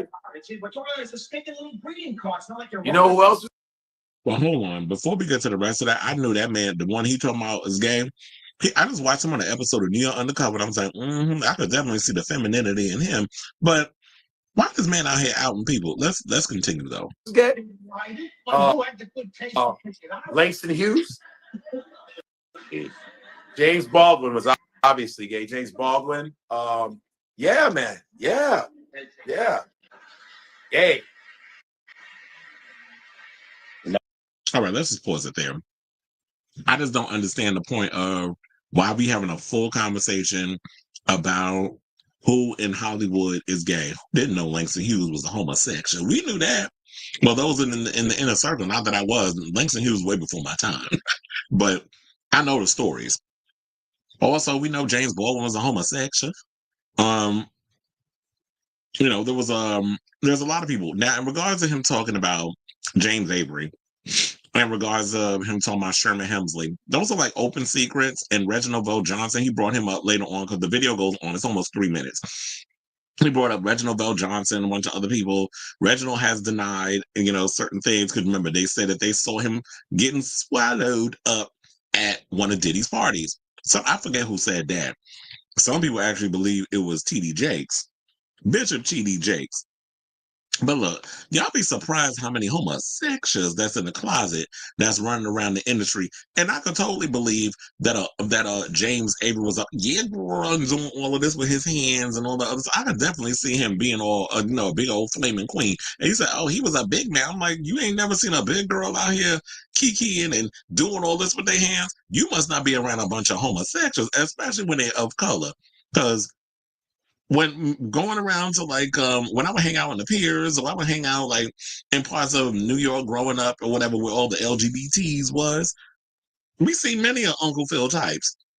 And yes, that when you talk about, but he was a good actor because you can never, I said, well, duh, that's why he's an actor. There are ways that you can suppress that flamboyant side and you can play it up. I mean, why does this cap? If you really want to talk about outside of acting, the one many a thing that an effeminate queen, those of us who can really be stealth in the situations, we can play the butch up when we want to. Now, there's some out here, that like the Saucy Santana's types, like you can't hide that. There's just some that they can't hide it if they tried. But then there's some who can play straddle both sides of the fence and play up the masculine thing because they're actors and they're performers and that's the part that they're playing. So I guess maybe Godfrey's so much of a comedian that he don't understand that everybody is not going to be this stereotypical right out the gate, I'm a gay man and this is how I am and da-da-da-da-da, all the other stuff. Like that, it's not going to be obvious to a lot of people. But I also feel like, sir, that it is not your place to be out here spreading people business the way you spreading it. So what was some of the people saying? I was like, wait, is there any comments that I could go to in regards of, well, I don't know, I can't seem to get into where the video is. But I did see a couple of comments that I had. One said, did they just say James Avery is gay and went with it? LOL, where's L, a bunch of O's and an L. This man played a gay role as a guest on Grey's Anatomy. Now you put it on him. This is crazy, a user wrote in a tweet last April. We're trying to say, well, because he played a gay character on Grey's Anatomy, that he can't be gay in real life. You know how many people that have done heterosexual and homosexual roles that turn out to be gay in real life? Like, it happens all the time. Matt Bomer plays gay and straight in films. Luke Evans plays gay and straight in films. Billy Porter plays gay in all the stuff he does. But for the most part, it's just like, yeah, there are people that kind of flip both sides of the fence. You have Coleman Domingo plays gay and straight. I was trying to find one person of color that I can think of, but I had to throw that straight at Billy Porter. Sorry. But Coleman Domingo, openly gay, plays gay and straight men. You know, he played Bayer Rustin, but he also plays heterosexual roles too. So you can play both sides. But this person sitting up here saying, oh, because he was a gay man on, Grey's Anatomy, that you trying to say, oh, y'all trying to put that on him. But he said he saw this at an event that he was at, and James Avery wasn't on. So he was backstage being all a flaming queen. But of course, probably when he came out on stage to do a nomination or whatever, he wasn't, yes, y'all, and ooh, girl, and he wasn't doing all of that. And you suppress all that when the cameras is on.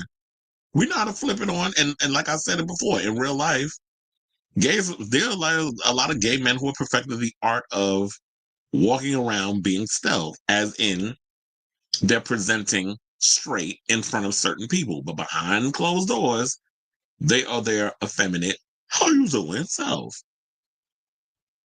So James Avery, as y'all know, they said beloved for his role as a strict beloved father figure on The Fresh Prince of Bel-Air, passed away in December 31st, 2013, due to complications from open heart surgery. He was 68. And look, unfortunately, he's not here to tell his own business and defend himself. I think, is Sherman Hemsley still alive? I'm not sure. Who, sidebar, I still can't get it out of my head. Somebody referred to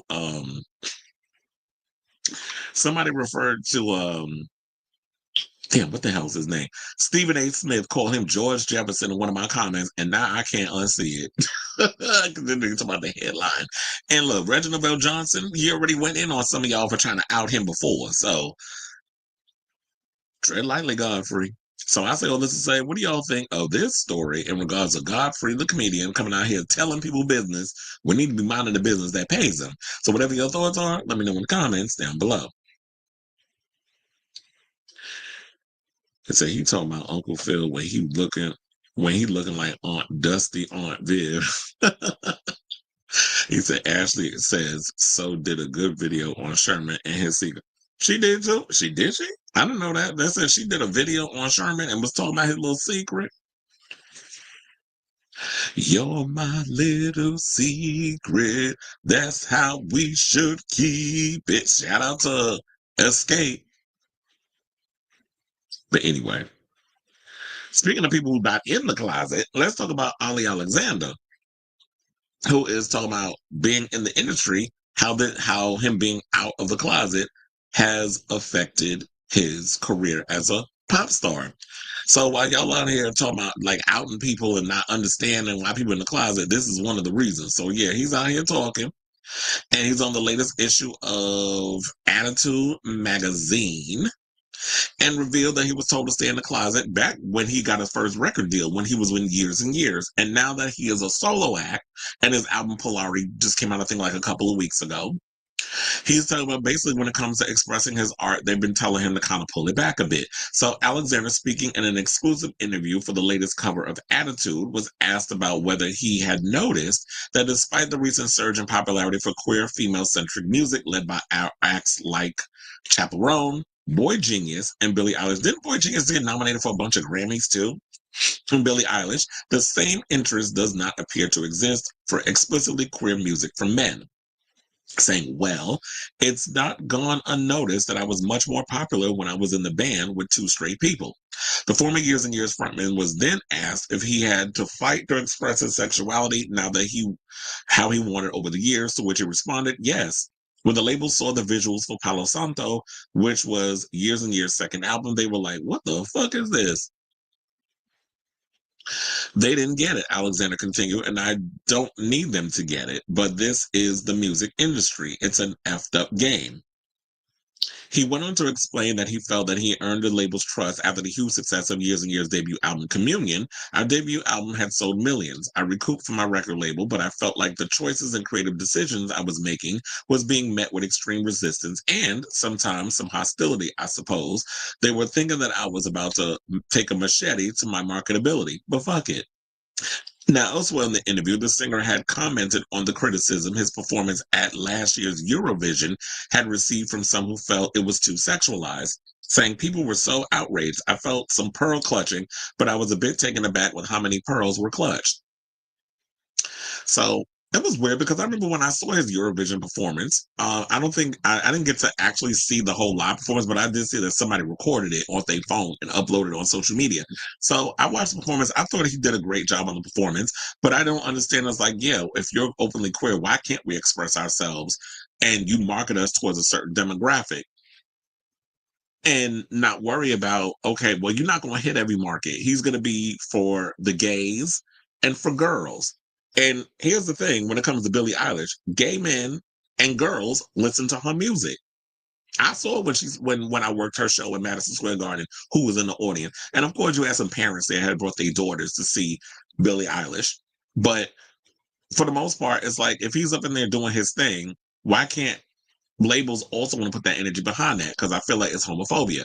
The thing with a lot of these girls is the fact that these men up in there look like they want to be able, the girls want to be you and the men want to fuck you, even though they ain't going to get up in there because you're not into men.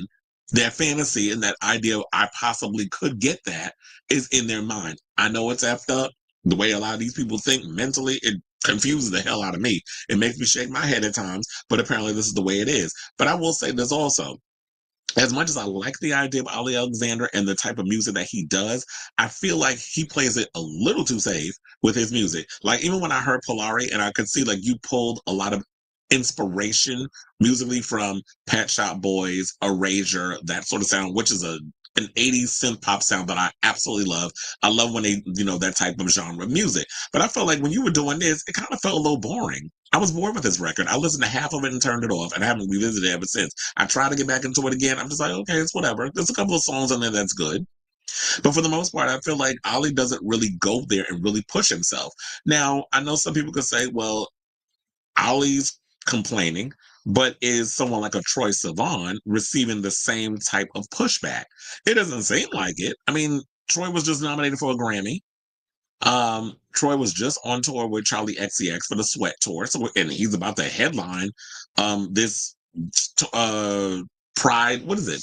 I forget the damn name of it. This thing in DC with Jennifer Lopez. They're about to co-headline that. Although I did think that y'all need to bring in a couple of more queer artists.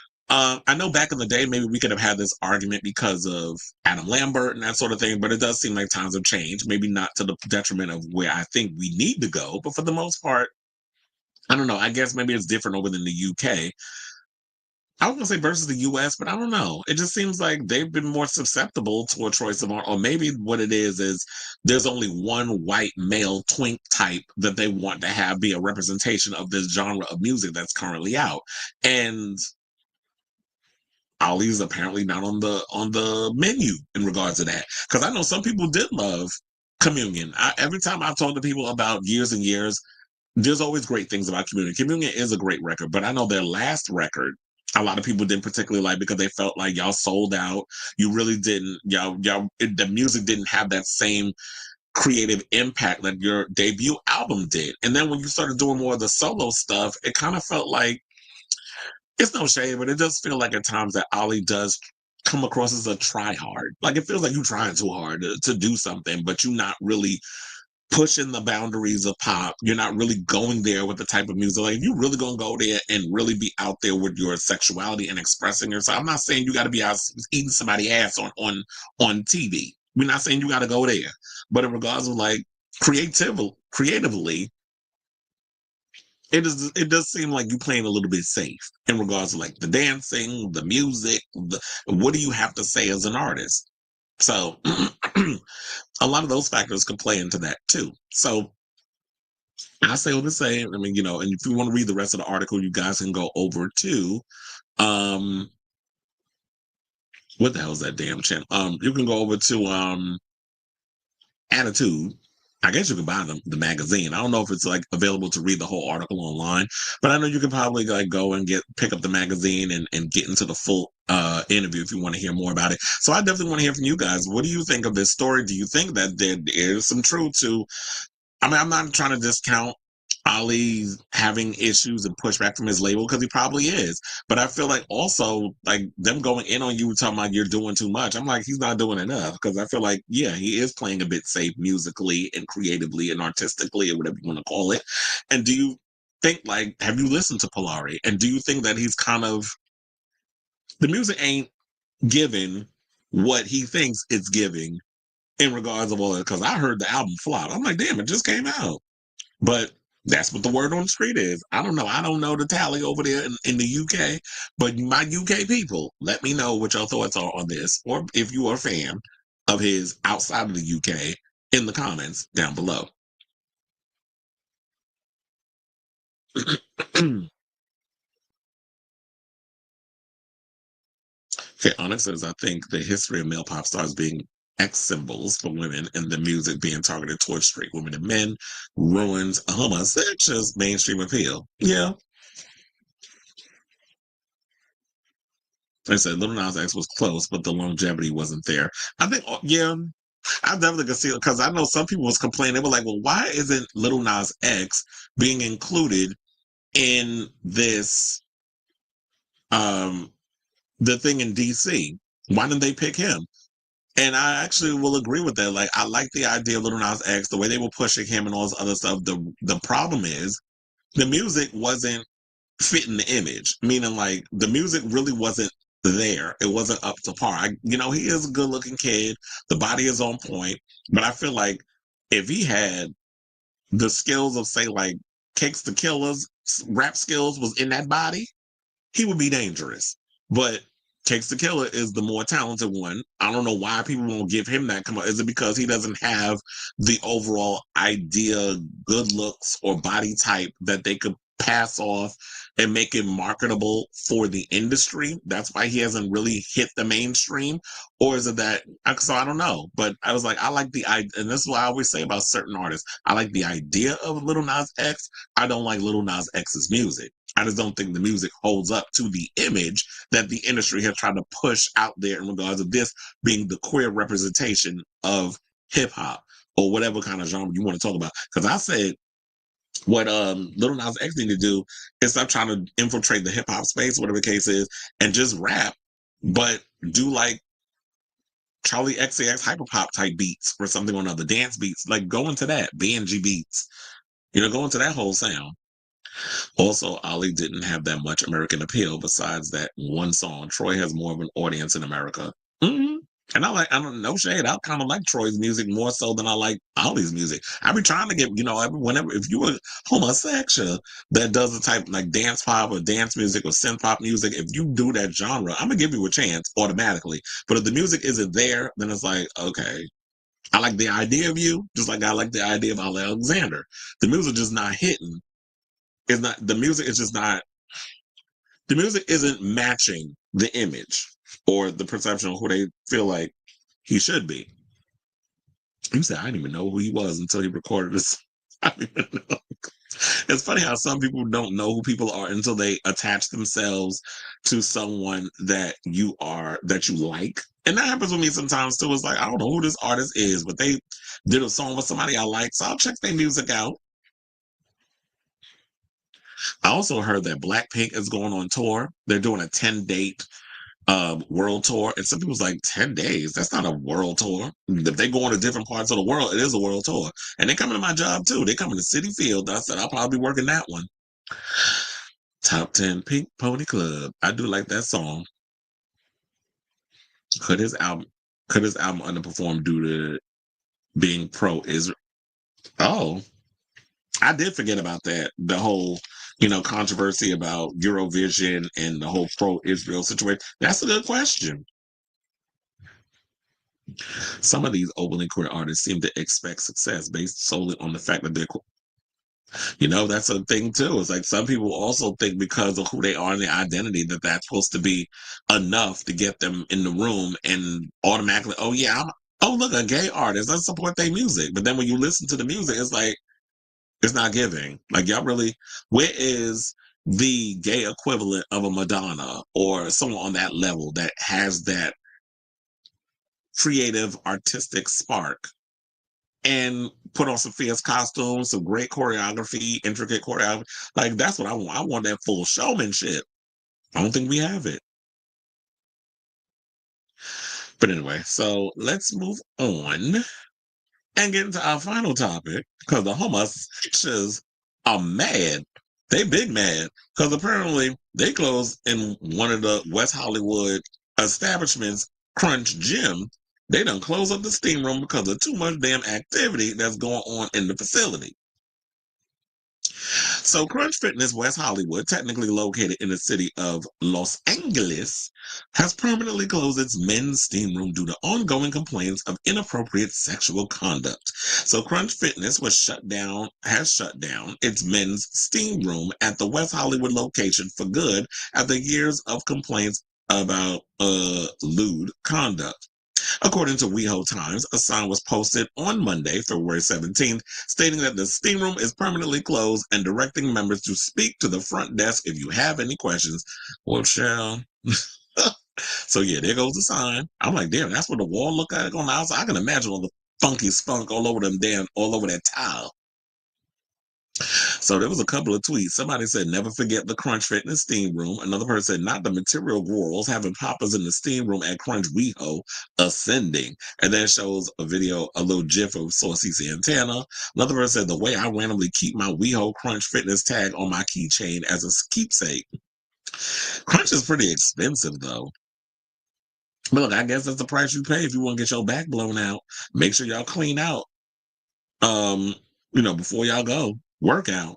So that said, gym bros who frequently frequented the WeHo location and anyone who spent time on gay Twitter could have seen this coming. The franchise location has always had a bit of a reputation for whatever reason. I wonder if Austin Wolf has ever filmed in there too. I don't know why that just popped in my head because he liked the public stuff before he got arrested with them barely legals. So, and they said back in January they made headlines. They said this has been in the works for a while. So back in January, they made headlines after temporarily closing down the steam room due to inappropriate conduct by members. And I wonder how many people in there was filming for their OF and JFF. Because I'm sure like in LA, you can count probably on a couple of people's hands how many content creators be out there using them public rooms to get it in so they can make a little coin on their OF and JFF. And if you was on the For My Fans too. Now, upon its reopening on February 3rd, a sign was posted warning gym goers that inappropriate behavior will result in your memberships being terminated 100%. End of story. Full stop. Oh, they was going in. They said full stop. They know they mean business with that. Now, less than 2 weeks later, it seems the ominous warning wasn't enough to stop dudes from making their own steam. Child, come on with the puns. Neither the location nor Crunch Fitness's corporate offices have made an official statement. However, Sean Renzetti, a manager at the WeHo location, touched on the closure of the social media comment, saying, quote, being the manager at Crunch, yes, if you are participating in sexual activity in our public space, which is illegal, I am a homosexual, so let's not make it okay because it's a gay thing. I will terminate your membership immediately, he wrote, per the WeHo Times. Of course, the whole debacle started back in January 2022 when the location first posted a flyer asking patrons to have sex literally anywhere else. LOL. saying, so what does this mean for WeHo Crunch Fitness's future? Well, a lot of gays are pissed about the closure. Apparently, some men plan to leave unless they're offered a discount on their monthly memberships, which presumably accounted for the steam room's operation costs. And while we can't endorse the reported lewd activity, we can sympathize with their pain. Now, here's the thing. I was about to say, okay, now this comes from a place of damn privilege, but I do agree with one part of this. If I'm paying for a gym that comes with all its amenities, like a steam room and all the other stuff that comes with it, I do feel like if y'all shit is going to be closed, then I need a discount. That's like at the Blink over there in Chelsea, they removed all the towel service. And so, which is like an extension of Equinox, by the way, in case those people didn't know. But so they removed the towel service. So that means it's like, okay, well, if you move the towels, then the towel service needs to come off of what some people pay for, because that's an extra $10.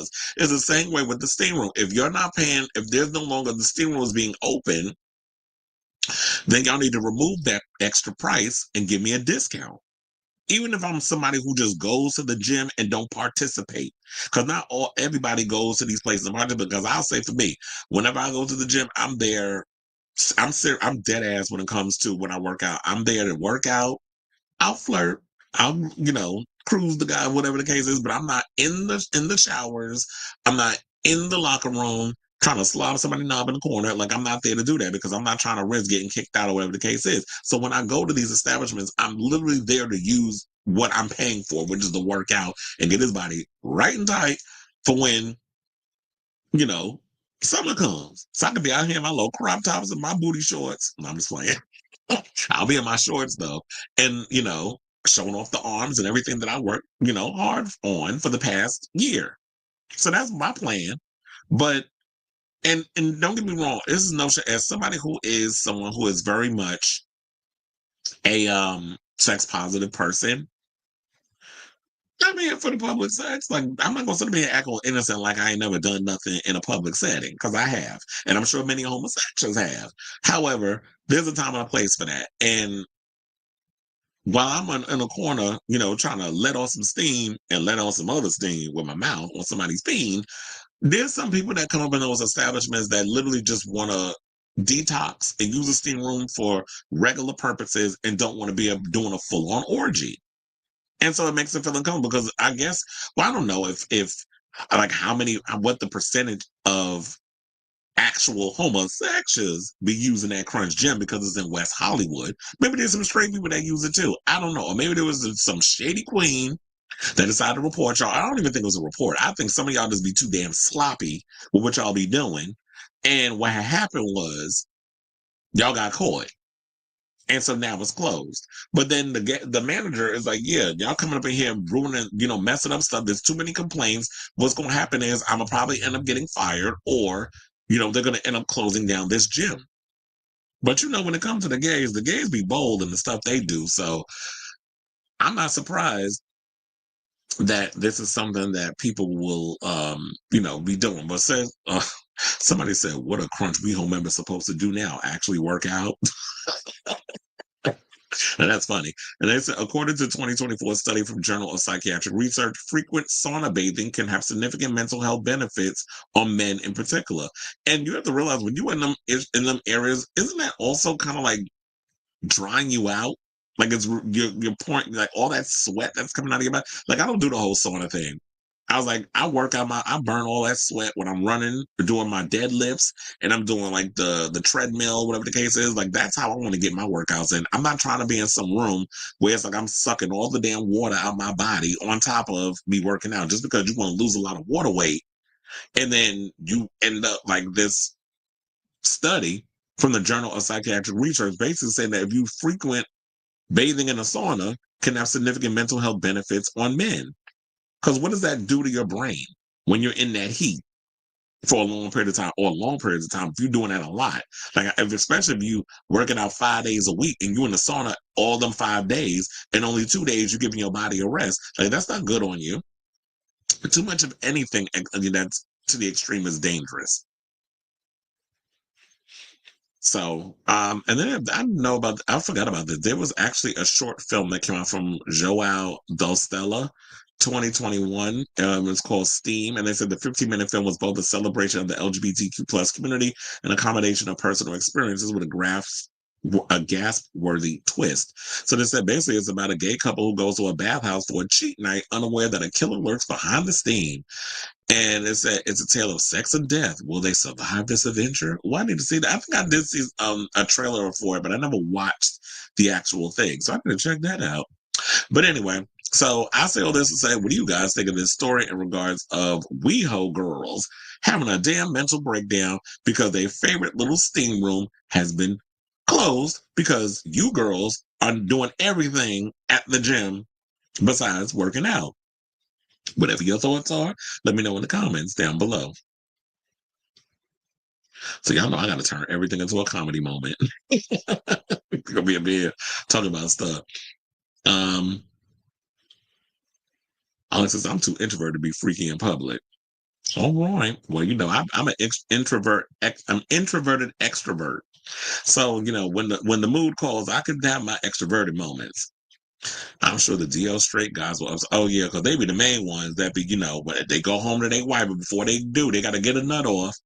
And so we know plenty of those, like married men who go to adult bookstores to get a baloney wash. Look at y'all using all my terms up in here. Come on, baloney wash. Exactly. Hooking up in public used to be a beautifully subtle art form. Exactly. And now it's like, because I've heard people say, especially like, damn, who was it? There was something I had read. I think it was like a random Facebook post from a Facebook friend or whatever, and they were saying something like that. Like back in the day when it was like cruising or whatever, like there were actual subtle ways that you will go about kind of letting people know that you was interested, and y'all will go off and be discreet with y'all stuff. Now the girls is bold. Y'all be out here like I'm in the middle of changing, you go right and grab my dick and something like, man, first of all, hello. Like, I don't know, like, can you relax? That is attached to me, number one. And number two is it's like, I know they go into this whole consent thing, but it's like, yeah, there's ways around trying to be subtle about stuff. And I was saying to him, I was like, maybe this has to do with the fact that a lot of people now don't really know how to be subtle because they grew up in social media era. They don't understand boundaries. They don't understand, like back in the day when you know, they had certain handkerchiefs which would tell people that what you was interested in sexually, or, you know, if you kind of gave a little wink or whatever the case was, if there was a certain look that you gave, or there were just things that we went about when being gay was abomination or illegal in certain states, that you had to do certain things in order to let people know that you were interested in how y'all will go off and know to go in certain places to be discreet when y'all was getting y'all freak on. But these days it's like, yeah, now they're bold, and there's nothing wrong with being upfront and bold with what you want. But you got to realize the time and the place on where you are. But I guess some people feel like because it's West Hollywood and all the homosexuals be up in West Hollywood, that they're free to do what they want to do, and they be a little too loose with the things that they be doing in those areas. That's like being in Hell's Kitchen or Chelsea. And well, Chelsea's not, is not as gay as it used to be. Like back in the 90s and the 2000s, it was real gay. It was gay, gaga gay.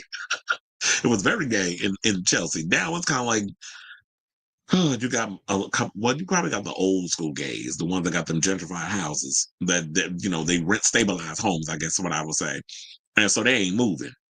But then you got, or some people in the West Village still too. But I'm talking about New York. But then now the new gay mecca, I would think. It used to be Chelsea. There's certain parts of Chelsea that still got the gays and stuff, but the real mecca of gays still is a little West Village, because that's the whole area with Stonewall and the Monster and certain other bars in that area, Ties, and even Rock Bar.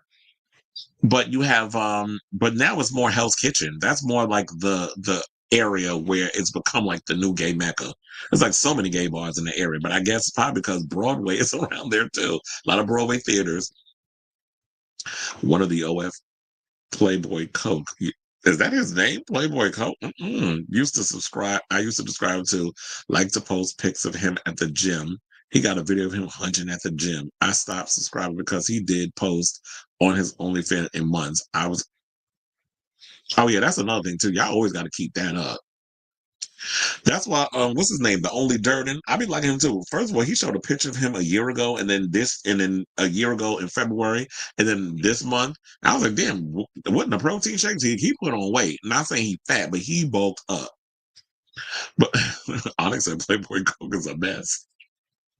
But yeah, that's another one too. It's like, yeah, anyway, in hell, if you're not consistent with the adult cinematography, anyway, in hell, I'm still giving your ass $10. I think I might know who that is though.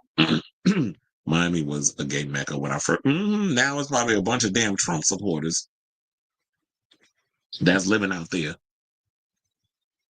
Cruising non-gay spaces is much more rewarding. That requires patience and skill. If you want full orgy mode, go to a gay bathhouse. Some prefer to pull trade on the low, and they still do. Or you know what makes it more easier, why don't you do, like, there's plenty of sex parties that's going on. I don't know how it is in LA, because I mean there were certain parties that I knew about in LA that was doing those, but in New York we have so many that are going around. And shout out to the cop, because the cop was where it was at. Now every damn body got a damn party. Now at Hush, they got a Commando. They got all these parties that's going around in New York where they, get it in. And I think Boomer Banks is DJing one of the parties that's supposed to be coming up. Sailor Mermaid was like, "You going?" I said, "Bitch, you going?" That was our conversation. But yeah, I'm. You know what? And it's funny because a friend of mine told me the same thing that you're saying. They're saying, like, if you go to non-gay spaces, it's much more fun because you'd be surprised who you might run into. That was like when I said once, I was like, "Oh, I want to do a gay cruise because you'll be amongst your people." But then again, all them damn drugs that be floating around, it might not be a good idea. But then he also said, no, the reason why I want to do a straight cruise versus a gay cruise, because then it makes it more interesting, where it's like you can seek out like-minded people and you never know who you run into, so you might hook up. It makes the chase more fun. So I guess that's like, I feel like that's what you're trying to say. It's mainly Cubans, older white people, who are the Trumpers, and of course the rednecks in the northern part of the state. Yeah. But anyway, well, it looks like we are done with today's show. I want to thank you all for tuning in to the latest episode of Chris Avalon Unfiltered. If you have not already, please hit that like button and that subscribe button. Also, be sure to smash the notification bell so that way you know when we go live with a brand new episode of Chris Avalon Unfiltered. Since apps like Grindr and Scrub make hooking up too easy. Yeah, but at the same time, I feel like a lot of people be playing games on a lot of the apps, especially like Grindr and stuff. But don't get me wrong, I be hooking up with the menses on there. And the one thing I always hate was, like, the first thing I talk about is they want nudes. I'm like, well, damn, whatever happened to, like, hooking up and seeing the meat and potatoes when you arrive? But these whores is greedy. They just want to see what you working with. But thanks. I don't know. Was you in here the whole time and you were just quiet? I know, because sometimes y'all do that. But anyway, love you all for watching. I'll be back tomorrow with a brand new episode, Lord willing. And if my internet ain't going to be interneting, because that was one of the reasons why I didn't do a show yesterday. It was like I had all the topics and stuff at that part. And why not ask, how are you? Instead of, a lot of times when I'm I know I'm getting sidetracked, but whatever. Instead of when I'm when I'm like, the first thing I'm looking at, and it's not even like, hi, how are you, what's your name? I'm literally getting ass pics. That's all I'm getting in stuff. Or I'm getting the full album release of when, you could send albums of like videos and pictures and all other stuff. And it's like, well, damn, hello, how are you? What's your name? What's your sign? What are your favorite foods or whatever? It's like, well, goddamn, you just get right to the point. I don't even get a hello, how are you? I just get full on. I get to see the insides of your hole. I know what you ate last night. I can see your intestines. I know I'm exaggerating, but you know what I'm saying. So, yeah, I'll be on tomorrow. The reason why I didn't get to do a show yesterday, it wasn't a lot of topics going on, but I was like, damn, I want to give you all a show. But also, it was just a. Then all of a sudden, I don't know, for everything else was working, my laptop for some reason, I kept like rebooting for the internet and my laptop would not work in regards of like the internet. So I was like, fuck it, I'll just give y'all a show tomorrow. But I actually like doing these early shows. I just start trying to do these more often. But that's like if I can have enough topics and stuff done to give y'all a show. So yeah, love y'all for watching. And yes, I'll put timestamps on the show so that way you can catch up with certain topics and all of the good stuff. Post the live stream. So love y'all for watching. And until next time, ciao, darlings.